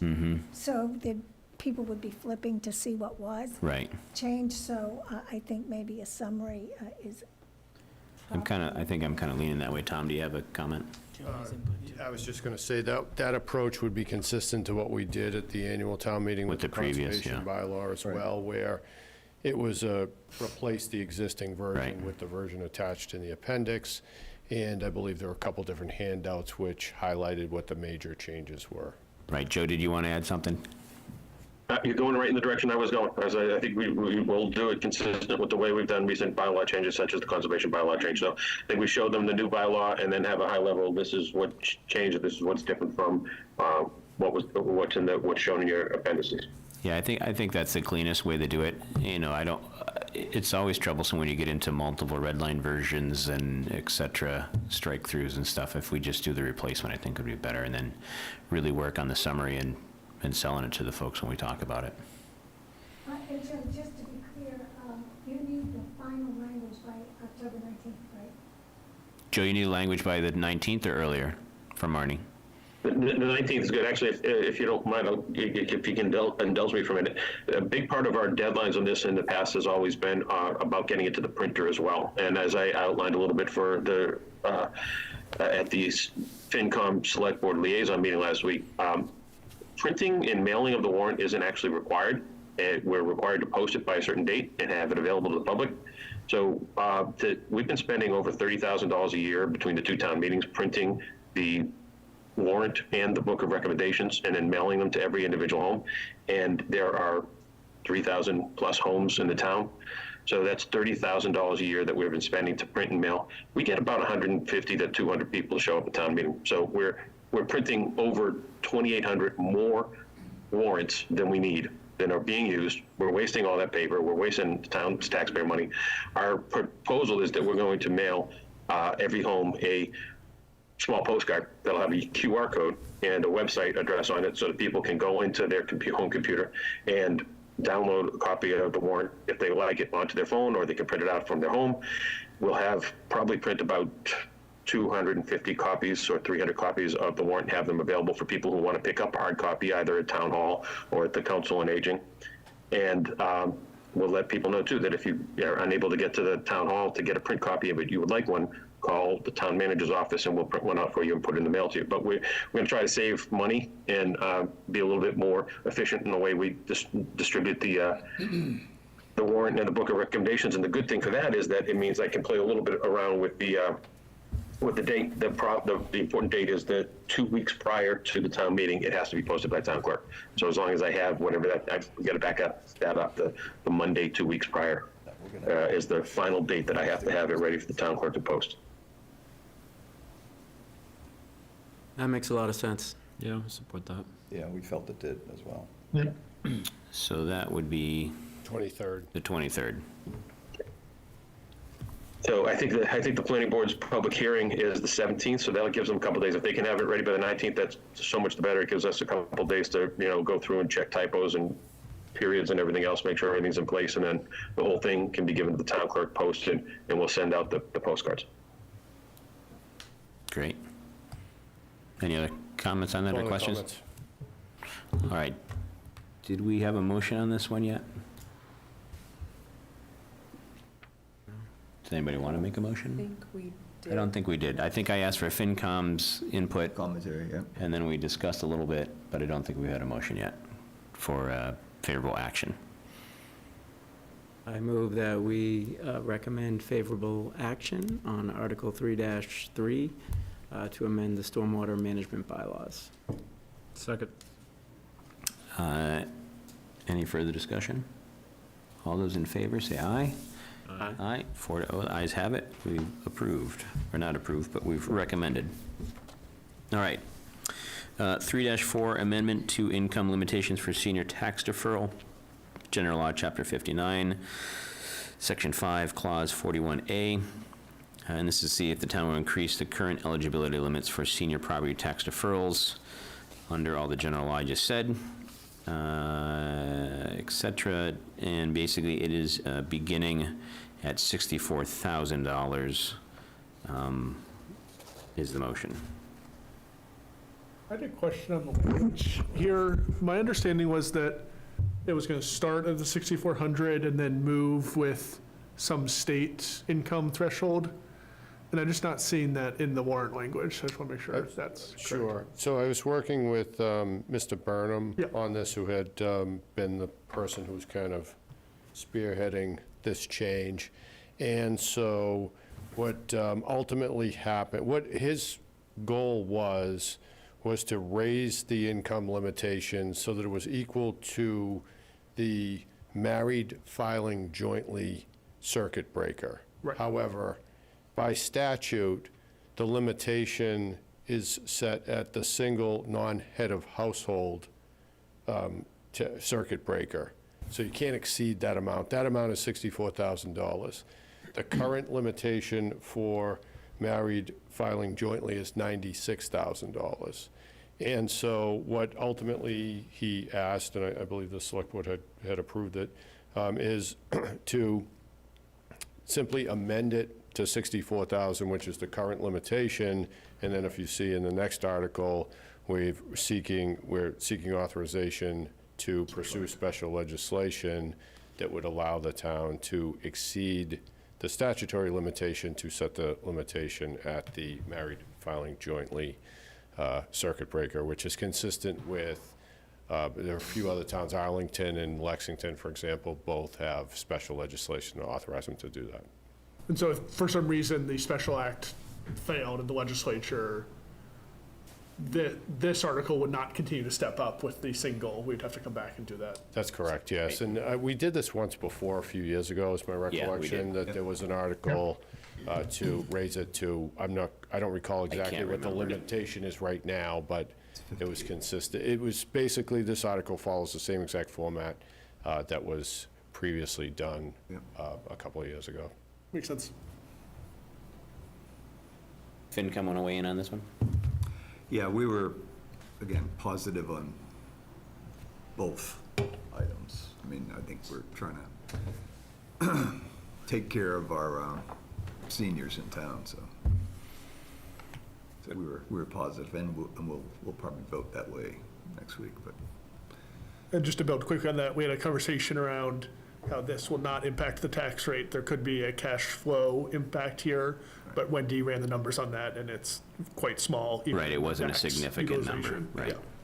Yeah. The other issue, just quickly in article, in the first senior tax deferral article, is it also does set the interest rate at 2%, which is lower than if somebody didn't pay their taxes, it would accrue at 14, I believe, initially. But I think you can set it as high as like 8% for under the deferral program. When we met and we talked about did we decide on it? Because there was a few different, is this the one I'm thinking of, where there was a few different rates that different towns had? Yeah. Didn't we have some examples? We had some examples, right? We had a little table. Yeah. Did we decide on one, or did we? This was the number that Mr. Burnham had provided to me, and he said when he looked at it, he did some sort of a calculation, and it came out to roughly 2%. So that was, he felt it was better to go with the flat rate. Right. So that's what he had suggested. Joe, do you remember when we discussed it?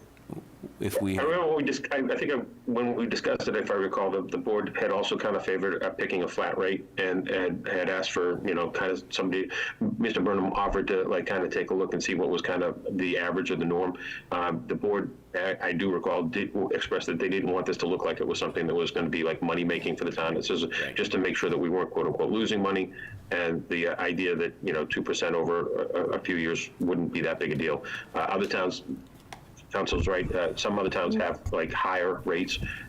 We're trying to make sure people feel encouraged to apply to the program if they need it, as opposed to make them feel that they're just going to owe more later on, or somebody else is going to owe more later on. So I kind of agree with the 2%. I think that's reasonable. Yeah, I'm trying to think, maybe that was a septic loan program that we. Maybe that's what it was. Yeah, that was the one that. Maybe that's what I'm thinking of. What was the repayment? I don't Yeah. think we did. No, I think you're right. We didn't discuss the 2% yet on this. Yep, it was septic loan. Well, do we want to discuss it right now? Did we do 2% on the septic loan program? I don't remember what we. David, do you remember? Should I answer that question? Yeah, come on up and answer it if you enlighten us, because I don't recall. Because there was several different rates and fees depending on Yeah. what happened, depending which town we'd looked at. Correct. By the way, this article, when you get to it, is simply like an enabling legislation. The actual details of the program would have to be worked out by town Right, government. this is just the approval and the details are later on, right? I did some research. I test marketed this thing on a couple of my neighbors, and someone asked a good question. Where does that Clean Water Trust money come from? I didn't know, so I researched it. About 80% of the money that the state has in the Clean Water Trust comes... From the Stormwater Act? Pardon? From... It's from, go ahead, enlighten me, I can't remember. Comes from an appropriation that the U.S. Congress gives to the federal EPA to then in turn distribute to the 50 states, to each of the 50 states Clean Water Trust. Clean Water Trust, that was it. And then, so in the Massachusetts Clean Water Trust, 80% comes from the federal EPA, and then 20% comes from the state. Now, that's all tax money, of course, but at least we know that those are the proportions. And then, right now, what the Clean Water Trust charges the town for the money the town borrows for the residents' septic project is either 2% for a 20-year loan or 2.5% for a 30-year loan. So those are the numbers, 2%, 2.5%, a couple, and of the neighboring towns, most of them tack on 1% or thereabout, 1.5%. So when you do that, you're at now 3.5%, let's say, versus the current market, which is well over 7%. Right. So it's a real break on the interest rate. Right, because I think I remember we had the discussion about kind of the breaking even, right? And a minimal interest on it just to kind of cover our bases. And Exactly. we didn't want to make it egregious, so, thank you, David. Yeah.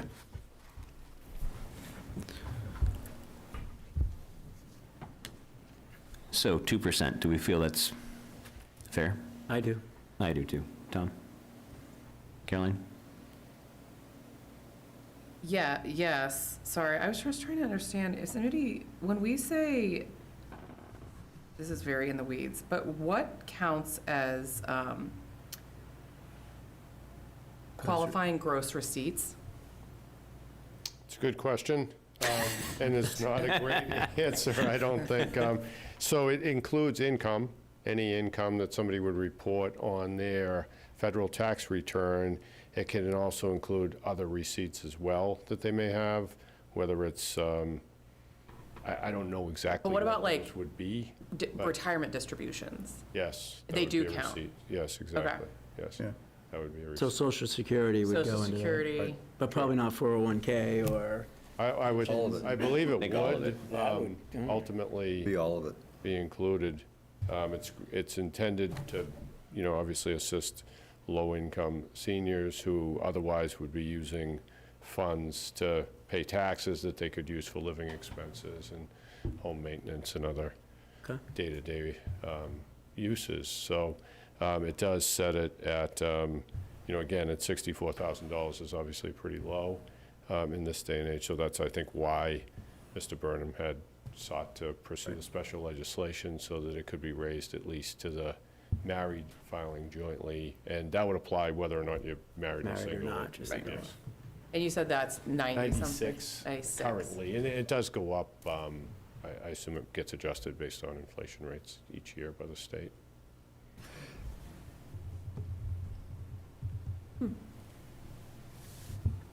All right. Did we make a motion yet? I don't think we motioned. Bill, you're up. I move that we recommend favorable action for Article 3-4 to amend income limitations for senior tax deferral. If that's accurate. Yep. Second by Tom. All those in favor of favorable action, say aye. Aye. Aye, the ayes have it. Thank you very much. How does it work if it moves to 96 at some point? Do we have to go back and redo this, or does it automatically so- adjust? Should we put language? Sure, that's a good question. So the the actual draft of the special act is included as one of the appendices. It's in Appendix B. And in this instance, it doesn't set it at a specific dollar amount, rather it sets it pegged to that senior, to that circuit breaker. So that way, you wouldn't have to continue to come back. We wouldn't have to do it every year, kind of a thing. I know that, Joe, you answered this question, but I need you to answer it again for me very slowly. Because on an operating budget perspective, if the money is not hitting our accounts, it's deferred, but it still does not affect our operating budget, even though the money is not there? Well, you looked, FinCom looked at cash flow. Well, it does, but It definitely does. Okay, because I feel like last time we had this Felt it was de conversation, everyone was like, minimis. no, it's totally fine. I was like, well, what if there's $300,000 that just disappears from our operating budget? I mean, if it happens So I think that was what John McGrath got to. Wendy did run the numbers for the FinCom. It's not to say that it doesn't have an impact, but it would have an impact more, and like it'd show up in what we're able to generate in free cash. We can think about when we do a budget, we're projecting what our revenues are going to be, and then we're projecting based on a series of knowns what we expect to spend. But then once you get into that budget year, a bunch of things change that you don't have any control over. You make more or less money than you projected in revenue. Building permits come in higher, so you make a lot more money there. Excise taxes come in higher because cars retain their value or more people bought new cars. So you wind up, the part that comes in that's different from what you projected in revenue and what you spent in expenses becomes certified free cash. So Got it. the amount of money that this program would quote unquote cost us in terms of what would be deferred for seniors, because such a small number of people who will qualify for the program, it's not going to affect us because it will be easily covered by what we generate in free cash on an annual basis. Eventually, we always get our money back, and they're going into the program saying that they'll get their money back when they turn the property over or things. So we're guaranteed of getting the money. It won't hurt us forever, and we're able to eat the small amount of pain for the amount of time that the property's in deferral. Got it. And since we don't approve a line item budget, it's fungible to your point, and it just circles through free cash. Right. Favorable, unfavorable. Right. If it hurts us anywhere, it'll hurt us in free cash. Yep. That's where it And was. it also is sort of limited to those first few years when there's an uptick. Because eventually you'll get people probably rolling off at the same rate that you get people added to the program. Right. That is paying it back at the same time you've got people going into the program. Right, and I think that the numbers of people that would be eligible and take advantage of it were similar to the septic payback program and other senior tax deferral programs we already have, and it's only really a handful. Right. It's not a huge number at all. Did you guys look at the the? estate's insolvent? You just eat that? What's the you'd have, the town has a lien on that. It would have the lien on the property. Yes, so under the deferral program, there's a lien that gets recorded on the property, so when the senior either sells the property or If there's a bank passes sale, away, we'll get from, then ultimately, the town would be able to go through the tax title foreclosure process if it's not paid. And I do just need to amend one of my prior answers. So with respect to whether or not you'd have to come back to town meeting to raise it above the $64,000, the answer is yes. So once the special legislation is passed, assuming that that does go through, which I would expect it would, given that there are other towns that have a similar special act. The way that the special act is worded, it allows the town, by vote of town meeting and with the approval of the select board, to adopt a maximum qualifying gross receipts amount in excess of the statutory limitation, but not to exceed the married filing jointly circuit breaker. So we would have to go to town meeting? you would have to come back one more time, or Could we word alternatively, the you could just, articles? we could revise the special act to just allow, just to set it at that, if you Set it wanted at to that. do that. Circuit, right, what, set it at, with the circuit I breaker, would- set it at? It's called the married filing jointly circuit breaker. If we couldn't marry it to that, is there a way, Tom, that we could have this select board be the authority like we do on all the kind of other things that are these tax deferral numbers that we raise? Sure. Yeah, it's special legislation, so we can pretty much, we have a little bit more leeway. And FinCom can weigh in too. Do we feel that we want to transfer the authority to the select board on a, whatever that annual, biannual, whenever it changes, or just have it follow the circuit breaker?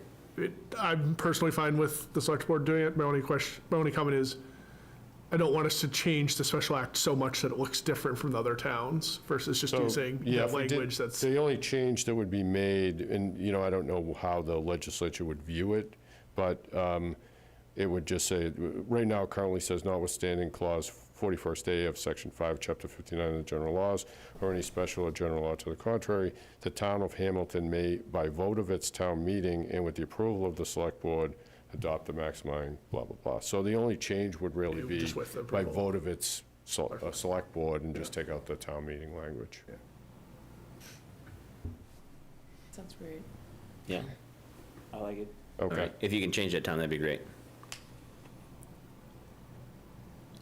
Gives us a chance to look at the impact of Right. this change now and how Right, much we was can added and how it reevaluate. impacted cash flow and just approve it at a future select board meeting. Okay, that's fine. All right. Did we have a motion on this one yet? I don't think we did. Question of the day. We did not have one on the second On the second one, right? Okay. Oh, we did, but I did the motion on this one, didn't I? I did it, you did it on the first one, I First think, one. Oh, but not okay. the second one. We're on the home rule thing now? We're on the home rule thing. now. Yes. And this is just This is for the the special, petition to let us go do the special legislation. right, because we're going above, And then when it comes back, we're saying we would then be allowed as a select board. so we wouldn't have to go back to town meeting. So we Select would board have could to be go the. back to town meetings. Does Right. the motion need to reflect pending language, or can it still recommend favorable action at this time? Like, do we need to say, like, I move that we recommend favorable action on, I can say, you could say if you're making the motion, you can say you recommend favorable action on the language as amended tonight. Or Tom will amend. Bill, I think you're gonna be really good at this one. I was reading one. Okay, so, I move Let it be that written. we recommend favorable action on, what is the article number, 3-5? Yep.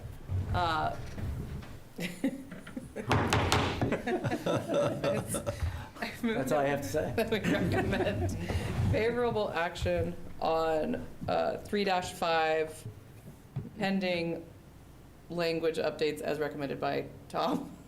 Does that work? That can work. Yes. A second? Yeah, I'll second that. All right. I really appreciate that, Tom. All right. All those in favor say aye. Aye. The ayes have it 4-0. That works. Good job. All right. Right, home stretch. Home stretch. All right. And the last but not least here, we have our septic loan program. So this is just, And this is what, if David wants to stand up and comment a little bit about you it. just need us to authorize you to authorize the thing to keep going. Well, I have a question for you. Go ahead, David. Really, I don't have the answer tonight.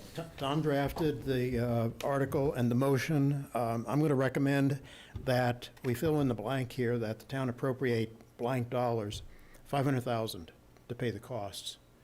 And I think that would get us, our best estimate is, that would get us through at least 5 years. Okay. And that's the basis for it. I'm a little leery about putting a number like $1 million in there, just because that might. That scares people a little bit. Yeah. Okay? And And I have a question for you, Bill. Question. Do I have you, is it legal for the Board of Health to post on its page on the town website promotional material on this article and/or in social media? So would the board be permitted to post on the Hamilton Wenham Residents Only Facebook page an explanation of this article? And, for example, just the things that I've already handed out to you, the description of the program and then the frequently asked questions. Is that legitimate? I think it is. Joe, are you still with us? is this to get people to come to town meeting to vote for it, or just after it's?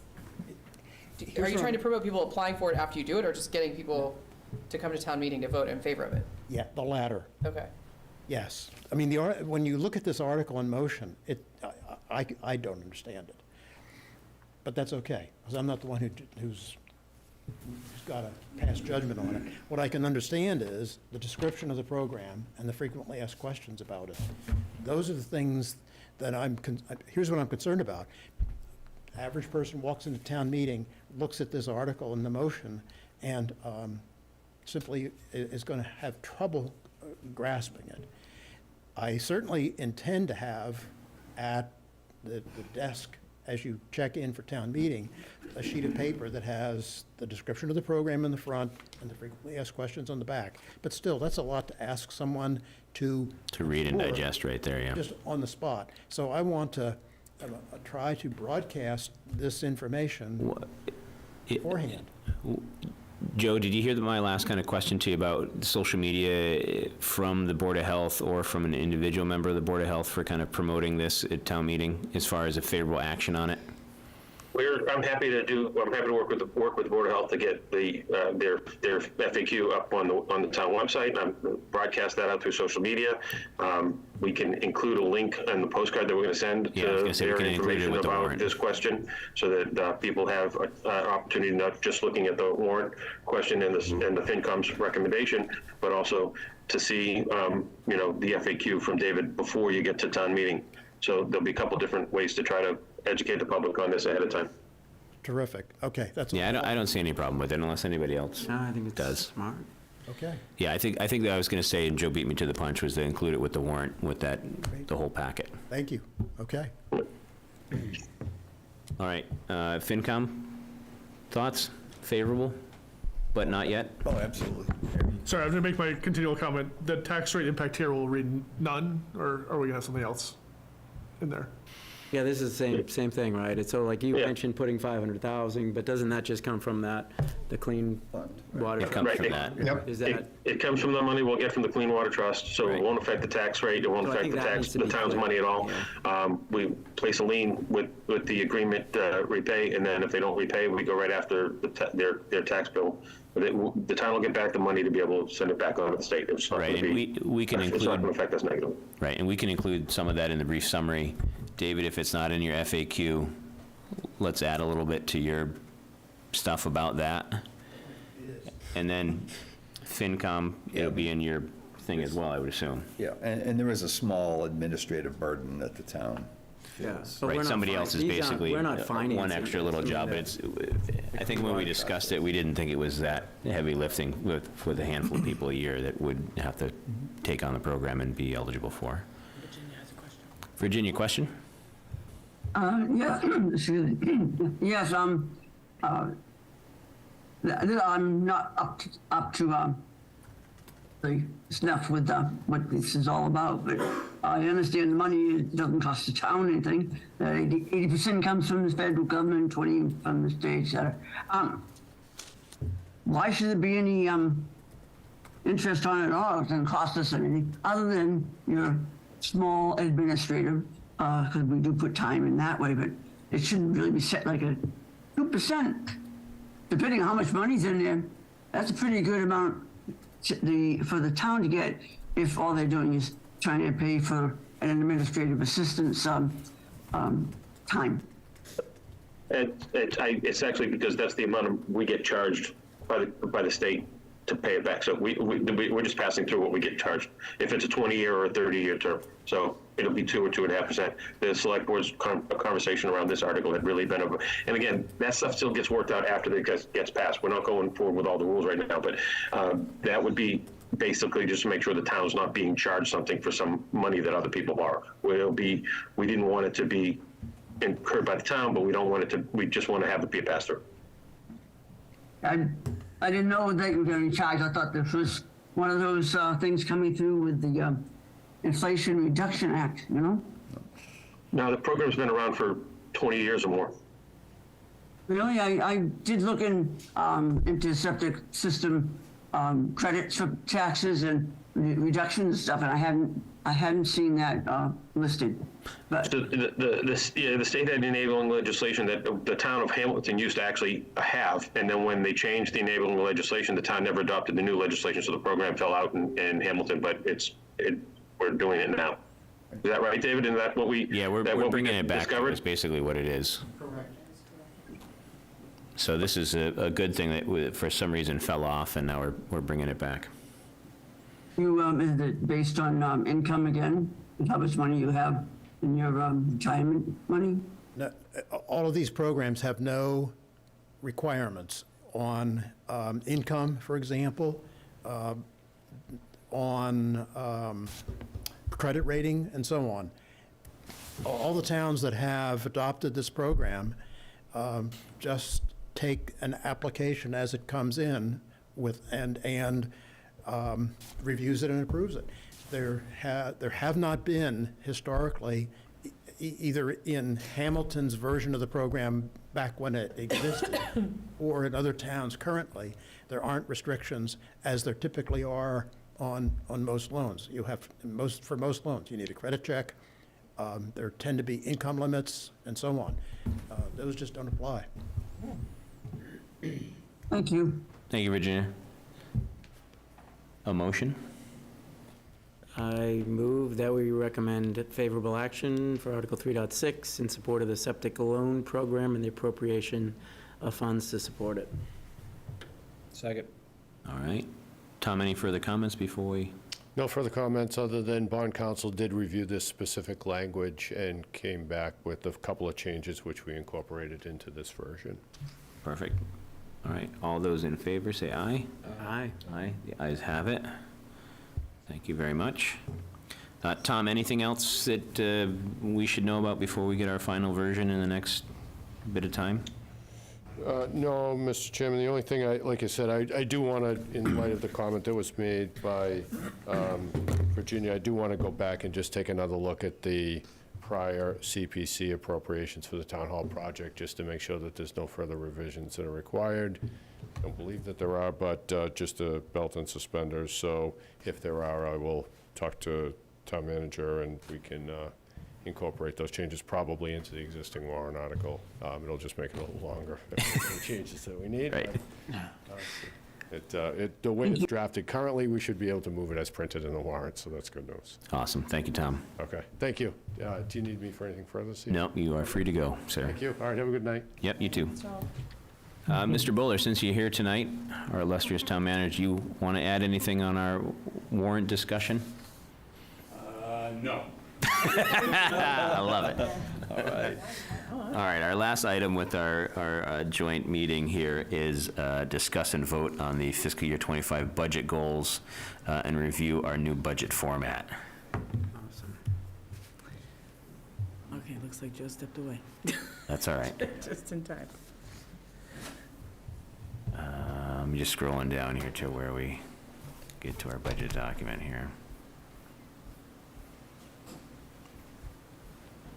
All right, so I think it starts on page 24 in your packets if you're following along. I'm afraid to share, but I'm gonna do it anyway, because I wanna lose the internet connection. Just to save it. All right, Joe, we're moving on to budget goals in our document. Do you want to? Yeah, if us off. you all can, let me just, I'll just set this conversation up. I think if it's all right with you, I'll let Wendy handle most of it after that. I got an appointment I'm supposed to try to get to here. The purpose here is that, as you all know, we've been trying for a number of years to move our budget document to a GFOA style budget, which really explains to the town voters and residents more what the town's doing with our money in a much more diverse way. It's not just numbers on a spreadsheet. There's narratives, there's graphs, there's photos, there's lists of projects and programs. It's a delineation of the organization of the town government, the organizational structure. This GFOA process requires us to get budget goals and guidance from the FinCom and the Select Board and incorporate that into our early part of our thinking. So here we are right at the very beginning, actually a little bit ahead of where we normally would be this time of year with the budget process. And we're, normally we talk to the FinCom and the Select Board sometime in late October, early November, and ask them for, what do you want us to consider? What are your goals for the budget in the coming year? Wendy, I think, does have, or might be able to show you, I know it was in the packet, the goals that the FinCom and the Select Board gave us last year when we did the current year FY24 budget. You can use that set of goals, as well as, a short conversation among yourselves about things that we want to highlight as things that we want to move forward with in FY25, and vote on your new goals for us, and we'll incorporate those into the new GFOA process.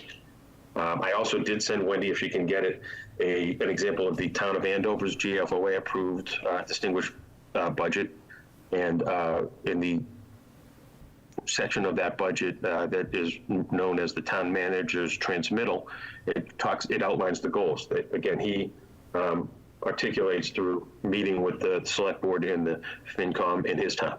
So the idea would be for you to kind of come up with some goals for us so that we can put that into the start of our budget process, so that that's how we communicate to our department heads and how they think about what it is that they're making priorities within their departments for both programs and services. Awesome. Joe, Is before... there a baseline budget? Oh, sorry. Sorry, Joe, just before Bill asked your question and you jet out here, It looks like I can't share, Joe. I don't know if you're now the host or something. can you take over the host? Yeah, there was I a blip didn't. that was happening. I can't share either. This is the most bizarre thing. It says host disabled participant screen sharing. So there was a blip when I was sharing earlier. I don't know if the connection went down and messed up the... It could be it. With the Zoom went down a little bit before, so maybe we've lost. Something happened. Wendy, try it now. Hold on. She's trying to share a screen, but Oh, now I can do it. Oh. Okay, there we go. we're Hold on. disregard all that. It wasn't letting me, but when I went into and clicked on her thing, I was able to make her host again. So nobody was acting as There we host, go. evidently. Okay. That was bizarre. Thank you. All right, Bill, do you want to ask your question to Joe? No, it was just like, so would you kick off your process, through Munis with your teams and get a baseline budget, and then we layer goals that we provide, throughout, or does the whole process sit until we give you goals? We don't usually start until we have goals and guidance.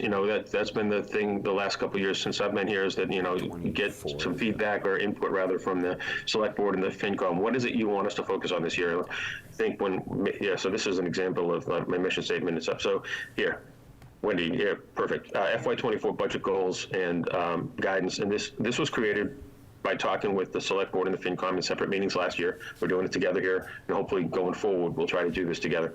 But these were the goals that you guys gave us last year that we took into our guidance to the department heads, and then when we sat down with departments, that had them start entering in what their budgets were going to be. These are similar to the bulleted list that you'll see if you look at the Andover Town Manager's Transmittal Letter. That's part of his budget document. Slightly different, and you can make alterations to them. They don't have to be static and the same thing every year, but to avoid an override situation by minimizing any expenditure increases while working in partnership. I know that in the Andovers, they talked about maintaining employee salary levels at an appropriate level that didn't overburden the taxpayer, but that did seek to, I can't remember what the exact language was, but it was something along the lines of making sure you're able to keep a trained and qualified workforce in place. So different things like that, things that we can take into consideration as we enter into union negotiations, as we enter into projecting out what we think are how much we should be spending in capital in a given year. So these are your goals from the current fiscal year. They, I think, are reflective in the way we put together the budget, but the regular citizen at home wouldn't necessarily be able to look at our budget document that we currently have and say, oh yeah, I can see the goals reflected in this document. They're not talking to each other. The goal is to create a new budget that everything's out and transparent and everybody knows. These are the goals the Select Board and the FinCom wanted the town manager and the department heads to focus on. This is the way they came up with that, and it explained better. Right, there's a lot more, and the big thing of this type of budget, this was a GFOA budget, is the narrative. I mean, that's where it kind of all comes in, is the narrative and making it a lot more digestible to Joe Citizen or Susie Citizen, whoever. This is an example This is an example of the town manager's section, and obviously it's not all completely built out here, but this is the start of the creation of the town manager's narrative page.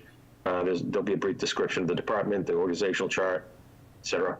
And then we show accomplishments and goal updates from year to year. So this is the part of, I mean, actually, this is a good time for me to jump off because this isn't these aren't my budget goals. They're meant to be your budget goals for us. And, you can use the bulleted list we just gave you. You can, Wendy can pull up the Andover budget that I forwarded to her a little while ago. You can see what they've done and you can come up with some goals for us. If you can't get to it all tonight, you want to just talk about it and maybe vote on them a little bit down the road, that's fine. We just would like to get this process started with the department heads in November. So the sooner we can hear back from your committees, the sooner we're able to get started with our department heads. Perfect. Thank you, Joe. Okay. Thank you, Joe. Does the FinCom need anything from me? I know Wendy's probably getting ready to kill me for leaving, but. It's fine, Joe. We're all set, Joe. All right. Thanks, Joe. All right. I appreciate your understanding. I'm in a little bit of a difficult spot here tonight, so I will see you all upon my return. All right, take care, Joe. Bye, Joe. Right. Thanks, Good night. Joe. Thanks. All right, so just kind of referring to these 2024 budget goals and guidance, if you haven't looked them over, just briefly look them over. In FinCom, if you have any comments as well, since we're still kind of joint meeting here, please chime in on any goals, or if we want to even discuss having another joint meeting coming up. I know we've got the budget calendar together, but at any point in time, we can have a joint meeting and discuss some of these goals or actions we want to take with this new GFOA budget. What does that stand for? It stands for Government Finance Officers Association. That's what Google told me too. I just wasn't Yeah. sure. Just checking. It's a fancy What moniker. does GFOA mean? What's the A? Association. Association. So one conversation, John, that you and I have had, and I don't know if goals is the time for it or not, but that going into what is going to be a couple of big years for the schools, setting precedent that the town will not absorb overrides based on school budget increases.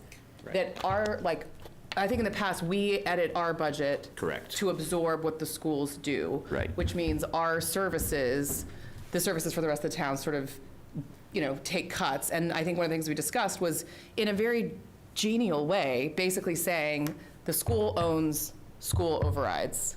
Yeah. Right. And we own, our own overrides, whatever that sort of means. But it seems like maybe bringing something like that to the forefront here, which is to say level service, not just across services to the town, but also level staffing, level anything with only reasonable inflation or cost of living increases. So that going into these years where the school says hey, can you cut an extra $1 million because we need to add an extra $1 million? The answer is no, you can ask the town for an override on behalf of the school. Right, yeah, and your point is correct, that in the past number of years when we've had a substantial school increase, we've offset our budget and cut capital projects, et cetera, to take that percentage down, and we haven't raised and appropriated basically what we needed to do. And we've deferred maintenance and projects. Right. Right. And I think the school Yeah. would probably say the same. They've Yeah, deferred stuff in the past. But never because of the town budget is the thing. No, just in respect to the Yeah. community I- and having this. I would expect, and I'll ask the FinCom to jump in here, I would expect that when the cost of the new school arrives on our doorstep, two things have to happen. In town meeting 2025, so April of 2025, the town is going to have to vote to approve the funding. Say it's $100 million, all right? So that's going to be a vote, and we actually have to do it because the clock is ticking. So once it's approved at the state level, we have to do it. But let's say, in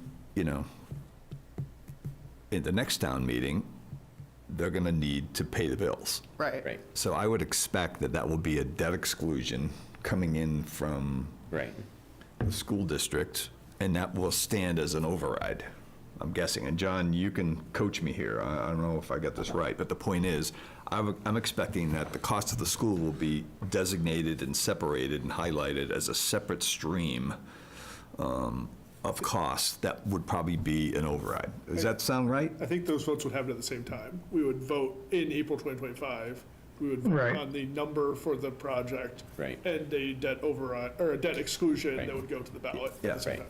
But outside of like those big ones, and keep me honest here, like what I had sort of understood last year is that if we say that a normal year-over-year increase in budget is 5%, what was typically happening is that the school would come in at 8%, and so we would reduce ours to 3% so that we would average on a 10% or whatever. That's not actual. Right. Yeah, I know what you're saying, though, yeah. Yeah, and so we were sort of saying like, from here on out, like we need to operate them separately, and they need to be messaged separately. So if the town is only increasing ours by 5% and they're increasing theirs by 8%, they need to present that to the town instead of us absorbing Yeah.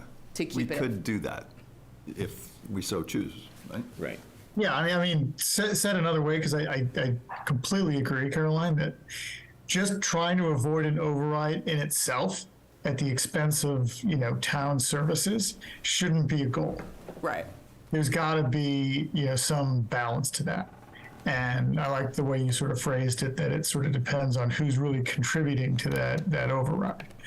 I mean, if you even beyond like the school, we already have the potential for this sort of what I'd call like an E&D hangover, which is the fact that E&D is subsidized part of the school budget the last couple of years. Right. If that E&D isn't there, all of a sudden, without doing anything, their budget, their operating expenses will go up, and could push us into an override. We'll probably be fine next year, but I don't know. We'll know more in the next couple of months. One of the questions that we've been asking ourselves as the budget comes to sort of a conclusion, we've been asking the town, what else should you be spending? Like, what did you have to cut out? Yeah. What aren't we doing? So if the answer is zero, well, we've got everything in the budget and we think it's fair, and there's still capacity left to cover school spending, then, okay, we've allowed that to happen. So really, and I think Harry brought this up a few meetings back, really, we should be thinking about sort of zero-based budgeting. Like, instead of just building on top of the prior year, maybe a future goal is to take a completely different approach to budgeting. But I will say this GFOA program, one of the key elements is creating more transparency for the taxpayers. Asking the town managers or the department managers to drill down and talk about what they're doing and what they're doing with the funds. So if you can unearth that and make it more transparent, that's a great first step. And I think doing better budgeting is not a one-year fix. It's probably a 3-year fix. So I would think you might consider, instead of maybe some of these goals being 1 year, it's 3 years. But as long as you're sort of climbing the ladder, but the goal needs to be making sure the taxpayers understand what the heck we're up to here. Right. Yeah, and I think you're absolutely right. Maybe not for the OpEx, but the capital, and that's a bullet, that ought to be a 5-year, 10-year potentially. Yeah. With the examples you gave, with the turf field in there, when things are due, new school building, that's gonna layer and hit hard. Yeah. And people need to see when that's gonna impact. And really the thing is, and let's talk capital for a minute, because we've got a couple of members of the Capcom here. We don't need the same things every year. Yep. So I think the last 2 years, we spent, $500,000 in capital, and last year, I think we spent $1 million. So every year, it kind of jumps around, and the beauty of the Capcom is they try to get their finger on the pulse of what do we really need to do, but it's also when. Right.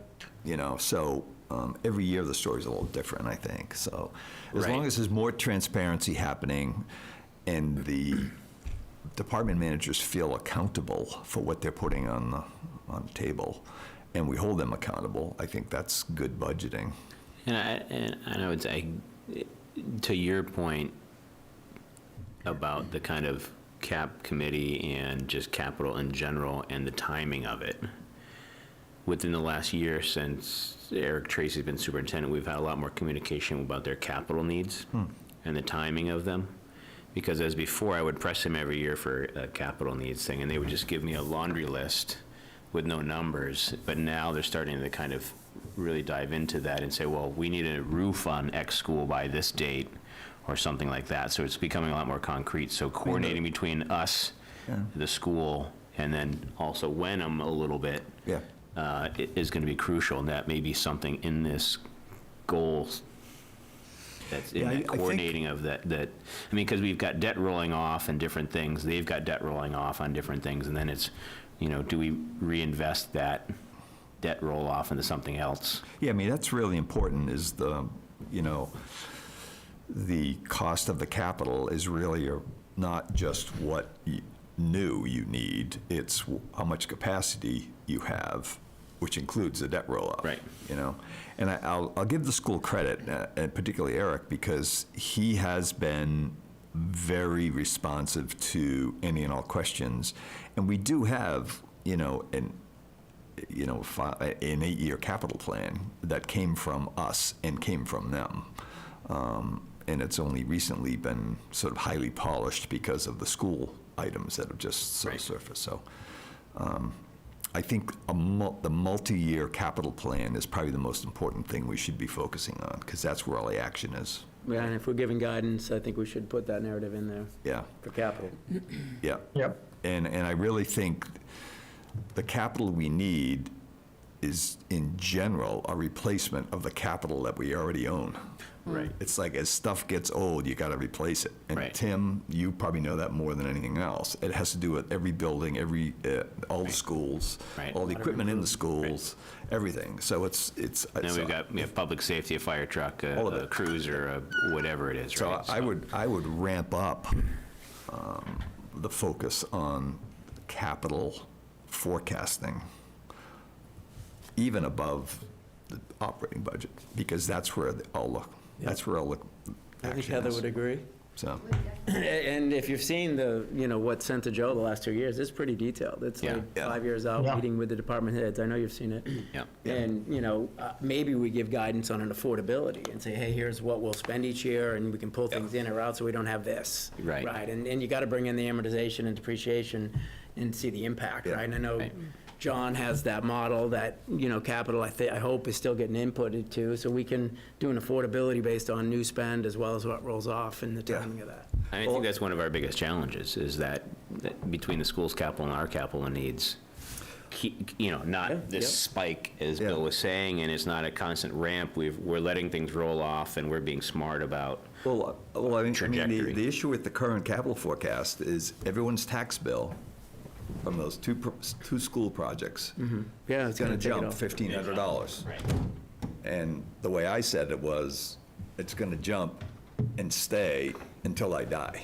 Yeah. Because We're it's gonna hand 20 it off years. to our kids, Right, it's a 20-year roll. So it's I haven't seen the- permanently going to jump and just stay there. What I worry paired with that, the new school is going to get funded, and we've been artificially keeping down the operational costs of the school by cutting roles that were unfilled and the E&D numbers. And I worry that post-funding the new school, we're going to see staffing. larger percent increases from the school. It's possible. And then we're going to get into an operational override situation too. And I just want to make sure we're really diligent about how these things stack up.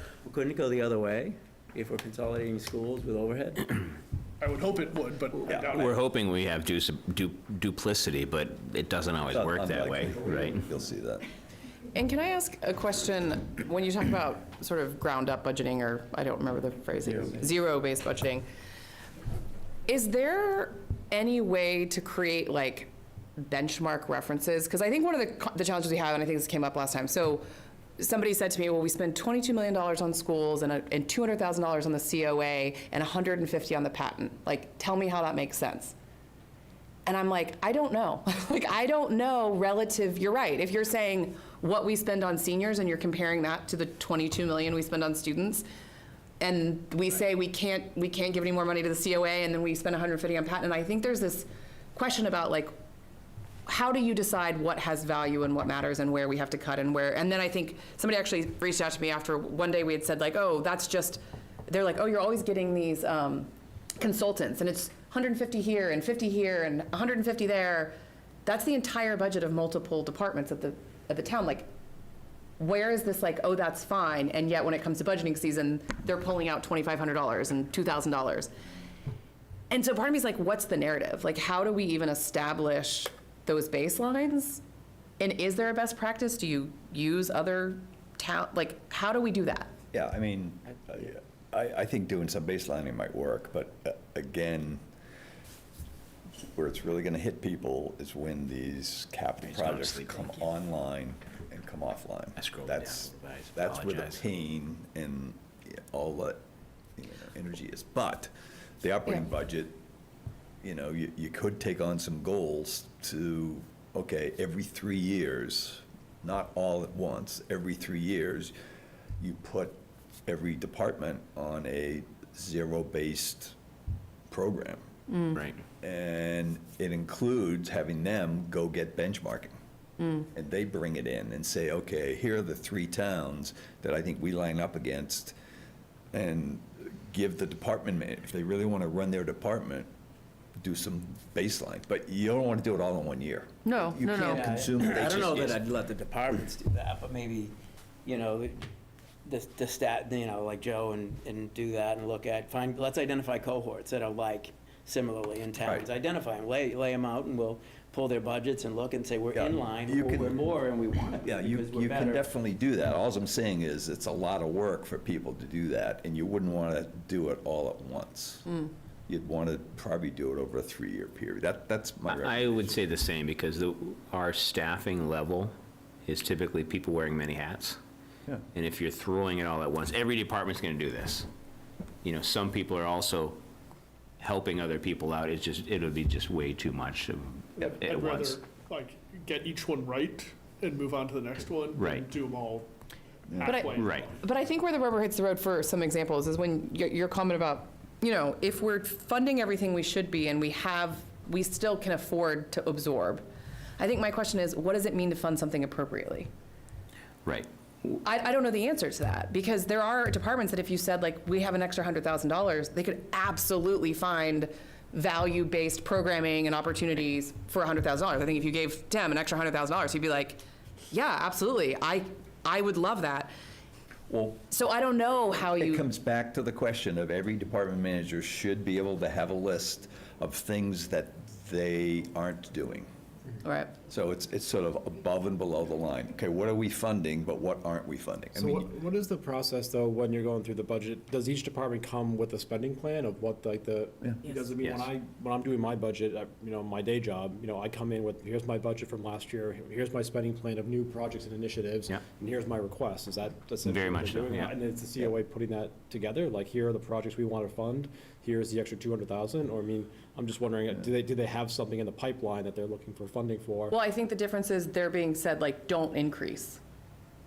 Like, we're not saying, like, flare, like, pie in the sky, like, what could the COA here be? It would say, here's what you guys spent last year. If you need more paper, let us know. if I'm not mistaken, the schools do, each principal, I believe, has a wish list of things that they're not doing, but would be next in line.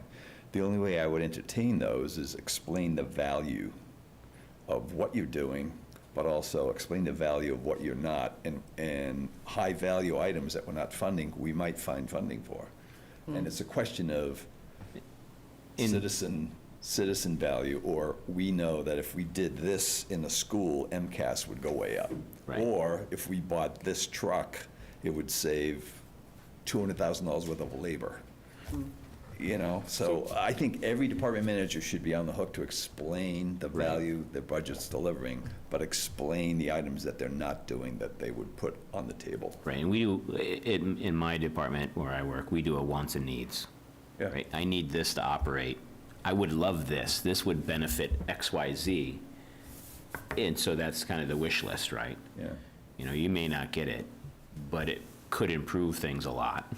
And then it's kind of, then it comes down to that kind of what you call the social value. Like if Right. we're talking COA, is it going to increase programming? What's the benefit for the larger community versus some other option?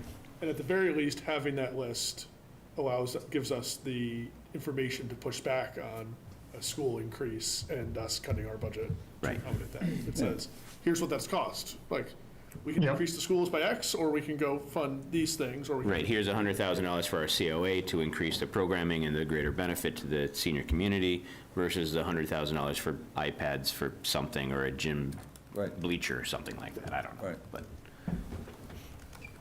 So I think the Capcom on the town side, I think they also look across at the school capital, don't you guys, as well? So, Every budget that comes in from a department head goes through and says, these are my priorities. And then we sit with the department head and say, okay, well, what can you do over here? Yeah. What would be the value, like Carolyn was just saying? Yeah. So, I mean, we try to ferret all that stuff out before you actually see it. yeah. How do we? Tom, answering your question, I believe. if I, sorry, I know Heather didn't stand up, but if you, just mind standing up, I didn't, We can't hear you. yeah. Nick Tenson, 169 Sagamore Street. Answering your question about how the budgets work, what they are doing is saying level services. So when you start with that base, and then it's what you need mostly above that, but that's what they start with. And so that just takes income, for example, takes it up whatever salary increases are right away. It's just, that's the way it's done. I mean, maybe I'm jumping ahead, but it sounds like we're all saying similar things here. How do we take this conversation and turn it into goals for Wendy and Joe? You seem like a great guy to draft those. I'm happy to take it I feel like you're really onto something. Kidding, kind of. I mean, I get, Speaks to a lot of what we said. I mean, we talked about adding the capital in a 5 to 10 year plan. I think what's open here is, I think the free cash piece needs to be tightened up a little bit about not just reducing. You have to be careful. I know, John, you mentioned, E&D and how that you run into problems when you fund free cash or E&D on a recurring item, right? So we should say don't do that, right? Okay, But- say that in a way that I can make a bullet point. I can edit these bullets too. We can all take. Maybe the two of y'all should have a But I something. think where I want to go is, what you said on the zero base versus level services, which to me is more level funding, not even level services, because you just move it around a little bit. Costs go up and down.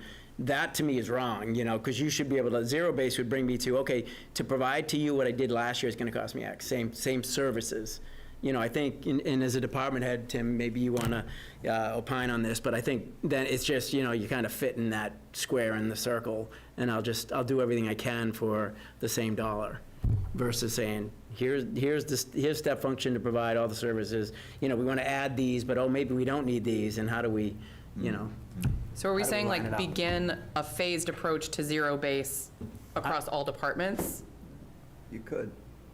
I don't know, zero base seems low to me, for a town. I mean, there's got to be a baseline, keep the lights on number. Right, but I think the point of the zero-based is, instead of it just accepting we funded this department at Y level and then working at a percentage change off that, let's start from scratch. Let's say, what do we want DPW to do? How do we build a budget if Tim was starting from scratch right now versus building off of last year's budget?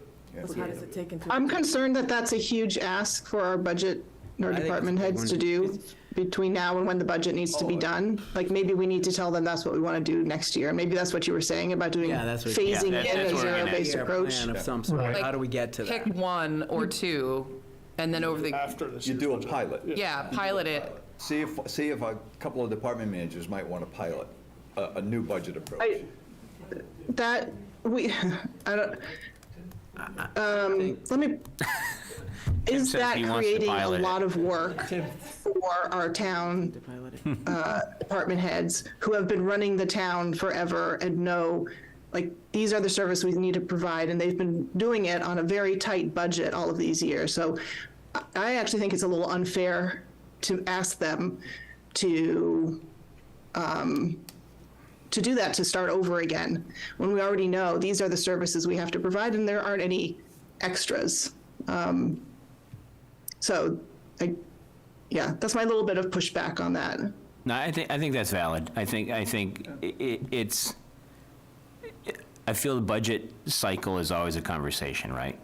There's back and forth with it, And I think, we can make a strong suggestion like this, and we could go to Patrick or Tim, and he can go pound sand, But I think that's that back and forth and see what ideas they have for a similar type of plan, or how we can tighten things up and look at it from a different angle and build efficiencies and, reduce things or get more from our wish list or our needs list, and kind of go from there instead of just kind of a hard line. Next year, you're starting zero budget. Yeah, I would, this year, I would just do the GFOA.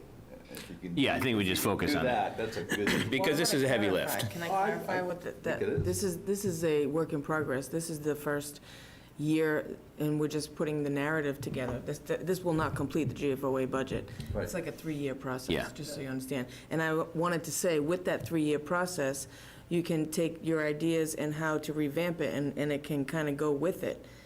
And basically saying what Christina says, you're not considering, yes, of course, you always know what each department needs for services, but you're not considering moving ahead or strategically thinking about what you want your services to look like if you're just doing continuous zero-based budgeting. So it's a work in progress, it's a phase, and I think it all needs to be considered.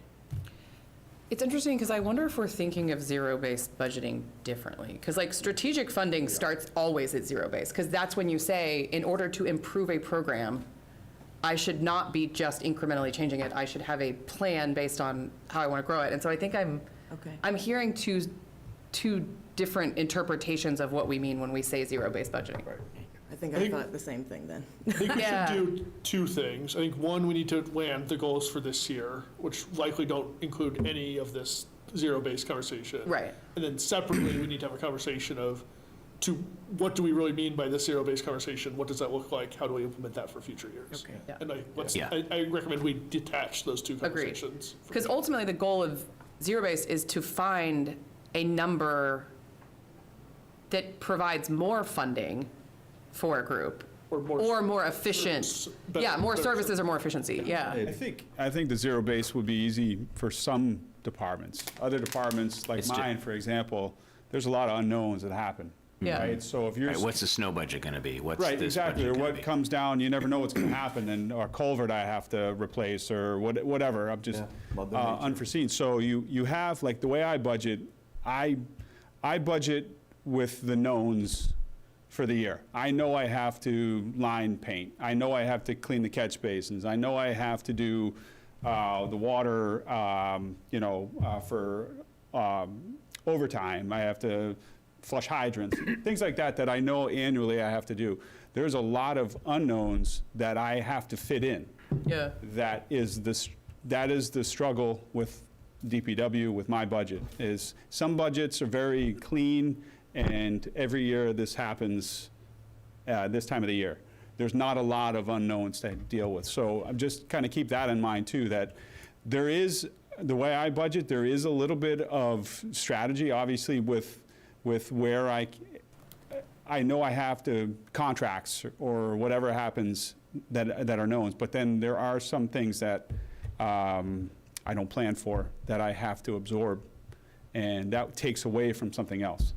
So that's your I might operating want to be, right, what's that? But your capital, to John's point, I agree with you on the operating, but I think you in particular have a lot of, capital is probably a good forecast and, base that out, as you do. Yeah, and the capital is, and Heather and I have talked about this, the capital is you're looking 5 years out. It's quite a long time. You can plan, you can put this on paper, but you never know what's going to break during the season that you're going to have to replace the next year. And that's a repair maintenance budget. Right, mostly. but those are capital items, right? They can be. I don't know what the capital rules are, what a repair isn't. Yeah. But. So, I could have a layout, and then something that I have in year 4 could move up to year 2 because I need it sooner than what I'm planning for. But if you look at water in particular, you know some big hits and when they're going to happen. The schools know some big hits and when they're going to happen. Right. We got to call those out so they're not surprises. Right. No, I totally agree with that. Unless we change by that 5th year when the water is there. For example, the water tank. We're looking at a new tank. That's down. I keep it on the capital, but who's to say in 5 years or so we're not hooking up to Beverly Salem? Yep. And we're going a different direction, right? So that's always been a talk, and that's on the table as well. Yep. So yeah, we're highlighting those And it But can we- go both ways. It could you're go right. both ways, correct, right, so. But you should have I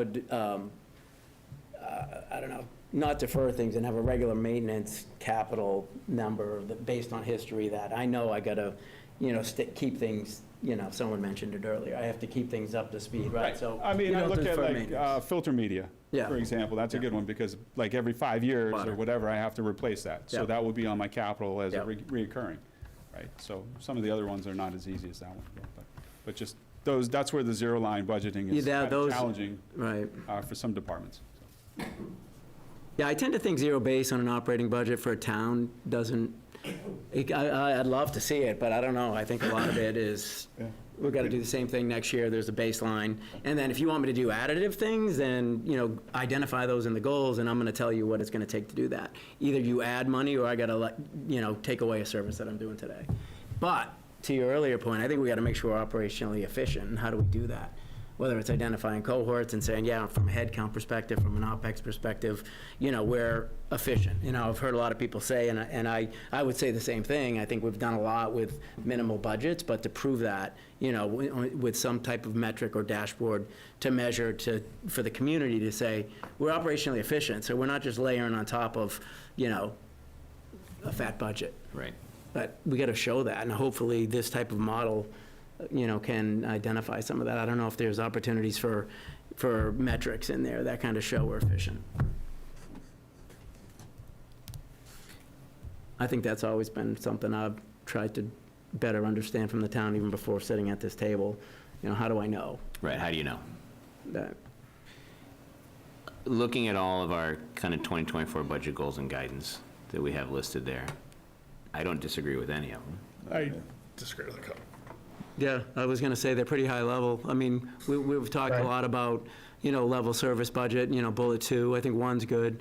I like that you've identified including the schools, although, you made an interesting discussion about, taking ownership and they have to go. But I do think we have to work collaboratively, which we do with the schools, to kind of come to consensus, and make sure that the impact of the town overall is well thought out. Right, and we've got our first 5 chairs meeting on Wednesday, and Yeah. that will start that whole discussion again. I think same services is good. The only thing I'd change in this whole thing is, add a 5-year capital plan and free cash to spend on non-recurrent items instead of just offsetting future budgets. Right. By the way, that's in our financial policies, I believe, in the town's financial policies, that we don't, The free is that cash, right, yeah. John? That we don't use free cash for recurring. That's right, yep. Yeah, John Prulidge and I have beat this horse many times, I feel. Yeah, it's dangerous. I learned from, I think it's worthy of calling out in this document. I would agree. The one big change that I get uncomfortable with the first goal being to avoid an override. I want to make sure we're not just artificially anchoring ourselves on avoiding an override. Totally agree with that, yeah. How would you word it, Harry, then? I sent, let me just pull up what I sent earlier. I make the first one to ensure the long-term financial viability of the town and limit property tax burden on residents by minimizing any expenditure increases while working in partnership with all relevant stakeholders within our financial limits, including the school district administration, and then add a second one to avoid an override to the extent possible without unduly passing tax impact of this year's operations to future years. Perfect. I like I that. like it. I like it. Anything else? No. John? Christina or John Yep, Prulidge? it's Anything? good. Good conversation. yep. Yeah, this is great. And hopefully you've seen the kind of mission statement stuff. There's really not too much in there. There's kind of for Joe to fill in, and then we've got some accomplishments to fill in. And this is more that kind of narrative that we talked about a little bit. And then here we've got FY25 goals kind of a little bit farther down. And then really just our measurables, right? Kind of our SMART goal stuff. But I think this format will really help. And as Wendy said, it is going to be a work in progress for a little bit of time. I've been trying through, I think, 2 or 3 of our finance directors to get this started, and I'm really excited that it's finally come to fruition and getting started, because it's going to be really helpful. Other comments or anything on this? It's good. Are we done with finance? I'm happy to make a motion that the FinCom adjourn at 9:31 PM. Second. To formalize the goals. Let's go around the horn here. I think we can discuss it at our next meeting. And No, I really liked this, You wanna- this subcommittee idea, these two. They really I had a. thought she was taking notes. I'm taking From what we notes. said. I just don't want. I think you should have the top two. I don't know if we have an You made a motion, Harry. Did it get seconded? And it got seconded, so we want to ask the FinCom members to vote on the motion to. Don't vote on your motion yet. Don't you- vote. Don't you vote. don't I want us got one more thing. I want to drag this a little bit more. Okay. So, since we're talking about this, and this is kind of, I talked about joint meetings and stuff like that, do we want to have some type of a subcommittee between FinCom and Board of Selectmen to discuss some of this stuff a little bit, and then bring it back to both our committees? Or do we want to have another joint meeting at some point in the future here as the budget cycle comes in the next month or so to kind of hash these out a little bit more and finalize them? I don't know if I would just like You think we somebody to need- revise. Yeah, I feel like we said some good we are stuff. terrible at doing things in real time. And we love to talk about how we're going to do them in real time the next time we get together. Yeah. So I feel like you two had some really great, clear goals. And if somebody can just commit to putting them in an email. So Wendy has what I, Wendy's got Okay. to print out Wendy what. does, And then okay. was there any other? Yeah, I just had the capital. I mean, I can send you the same thing. A couple edits, which in high level were for capital, a 5-year, plan identifying future, capital If you expenses, wanna and free send- cash on the one time. Send I'll out send an it to you. email. Send me your edits, and Yeah. then I have. We don't I have one that's Harry's editable, edits, right? And then I can combine them and send them out. Joe can send them out. And our to next everybody. meeting, we'll just confirm that You'll have it tomorrow. the 2024 fiscals are becoming the 2025 fiscals. Yeah. And we'll just sign off on them. The only one we didn't talk about And was then the do we last one. want to, at our next joint meeting, then we can vote on them, discuss them, whatever, after we've that's kind of fair. gotten the I think it's blueprint fair. here? my only concern here, and Wendy, stop, I think all of us, but I particularly have been pushing us to get started earlier so we can be on the same Right. schedule as the schools. Right. And I don't think any of the changes we're going to make between now and the next joint meeting are going to change Yeah. your process at all. It will not. So I want you, Just go. just go. Yeah, just, I that's completely why I asked agree. on the Yeah. onset that- Don't wait for us. we to have didn't a do joint anything meeting. revolutionary No, here. no. I would Thankfully, just, so. let's move, because we're meeting. Yeah, don't- John, what did you Wednesday. say? Oh, I just said, yeah, you shouldn't, I totally agree with what Harry said, that don't wait for us. Yeah, yeah. to have another joint meeting, that just run with this, because I think we're, 90% of the way there. Yeah, we're in agreement and maybe just really wordsmithing it so it looks nicer when we do put it in the Right. document. And Joe submitted a preliminary stab, if you will, at the schedule. So basically, we kicked off the schedule this past Friday when I sent every department head the information and basically the directive to fill out exactly what you saw that the town manager has started. So everybody kind of started this process last year, that when we just saw the missions and everything, the goals, and now we have to finish it. So everybody has a deadline to finish it and to submit it, and that starts this whole process. Yeah. And I But think the that goals schedule's in the do tie packet, in too. line with this as well. Right. I'll renew my motion for FinCom to adjourn at 9:35 now. Motion on the floor, should we vote? Yeah. John Prulidge, aye. Christina? Christina Schenk Hargrove, aye. Harry Philip, aye. And John McGrath, aye. We're adjourned. You're adjourned. Thank you very much, FinCom's FinCom, for adjourned. joining us. We really appreciate the Absolutely. input. Good Guys, take good conversation. work. Tim, did you wait here specifically to talk about energy Heather. efficiencies? Thanks, everybody. Virginia, did you have something to add to this or something else? I was gonna, but if you're here, if you're already Just here. one question. Did you say there were 5 department heads in the town, and that includes select board? Say that again, Virginia? One is, we're gonna send out, information to the department heads, and prior to this, you talked about department heads, quite a bit. But I thought you had mentioned the number 5. And 5 department heads. Yeah. How many department heads do we have in town? How many do we have, Tim? A lot, Yeah. I think 10. something like that. 10, Virginia, I think. Depends. Okay, I knew it couldn't be Don't hold me as to small that. as 5, but that's what I thought I heard. No. No, it's more than 5, yeah. Thank you. I gave you the nosy book, yeah. The nosy book is what I call it. have median property value? All right, Tim. Real quick, Our last and final item, since Tim has been 5 so minutes. valuable sitting here. Added so much value, though, Review consistently and throughout discuss this meeting. It was worth it. approach to energy efficiency upgrades at Town Hall. Go. Go. So we kind of touched on it earlier. Going to like parallel tracks, we're going to run a building preservation project for the $6.5 million. And the second half of that, running in parallel, is a RFQ process that I just put out for a Chapter 25A project. It's energy management services. So that will be for all our HVAC building upgrades,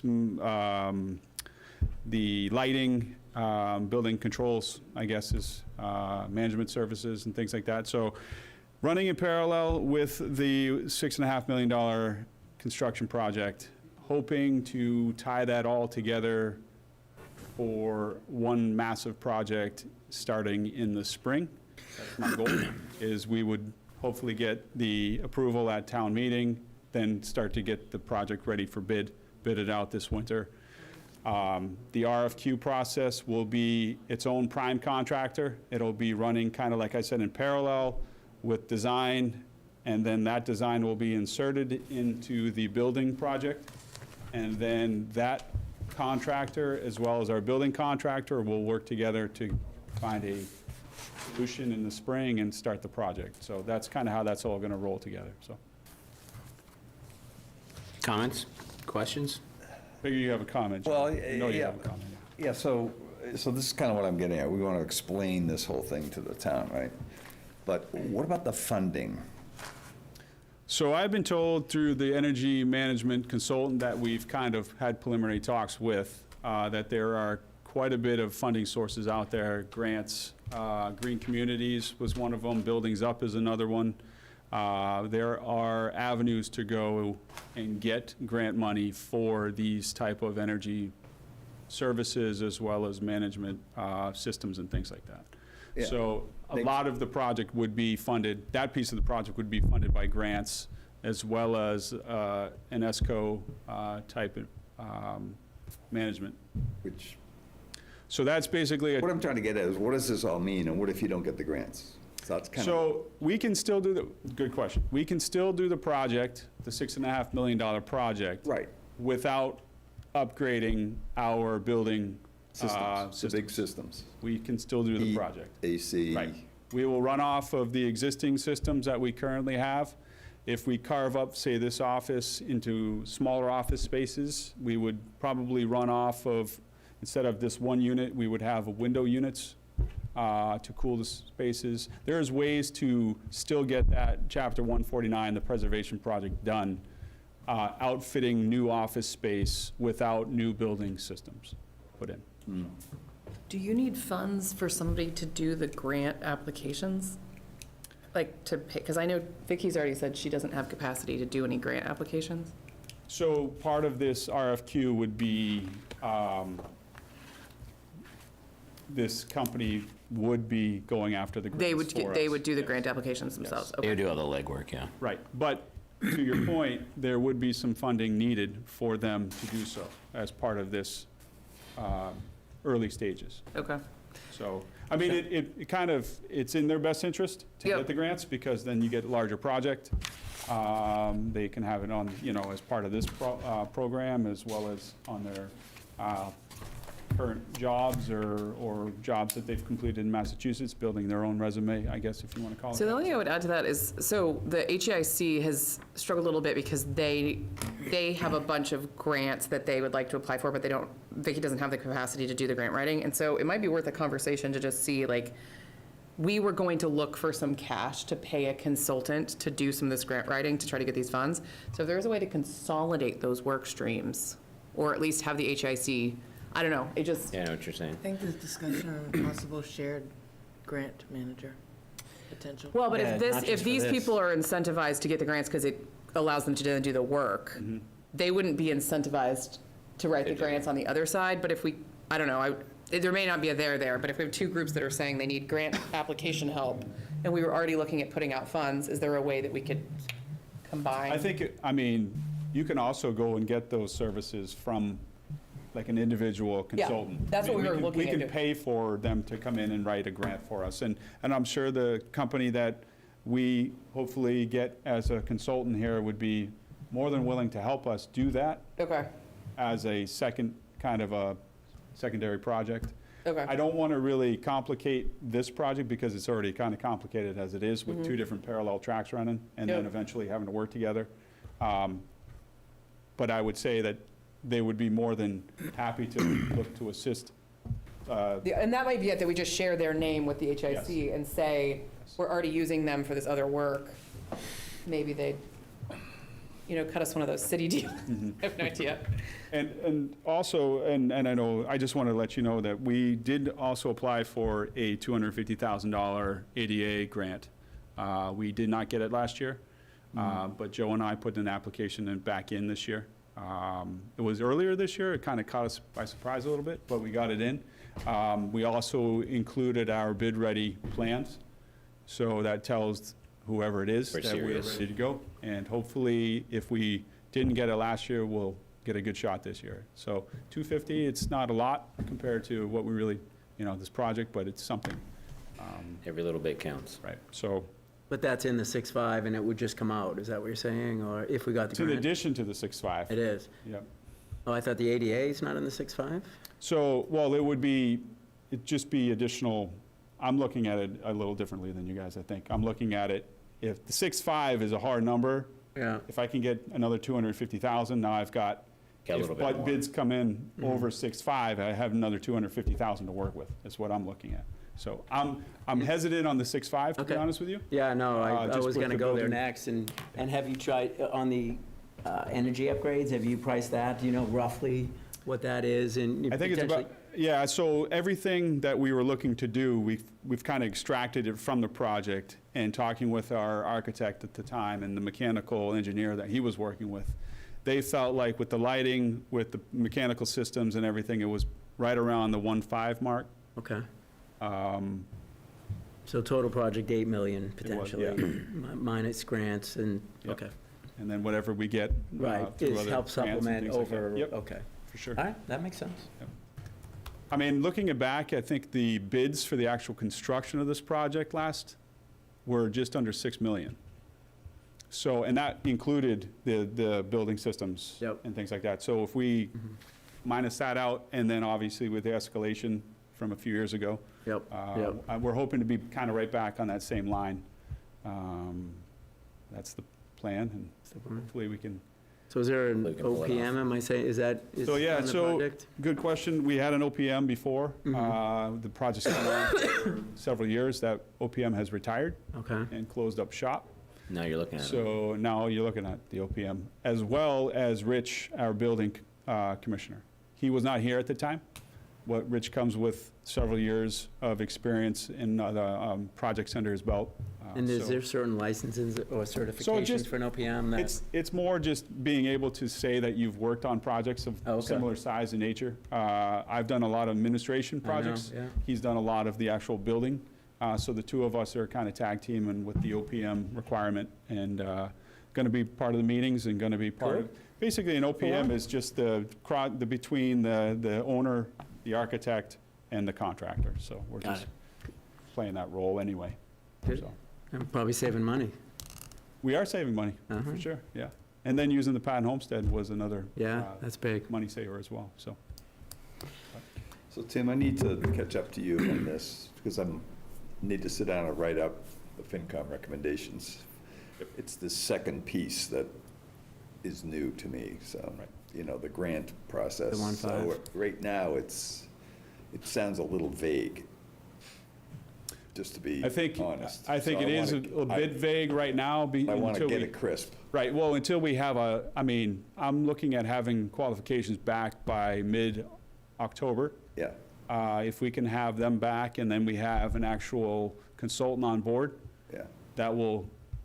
I think that will be a good person to have, or company to have at our town meeting as well. Yeah. To just talk about the Yeah.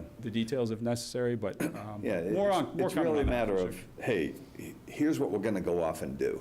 Right. And here's here's sort of the 5 key elements, and here's what it means. I mean, I can help, I'm happy to share the RFQ that I issued. Yeah. I can I'd like send to that get to you. that. So I'll circle back to you this week. So, good.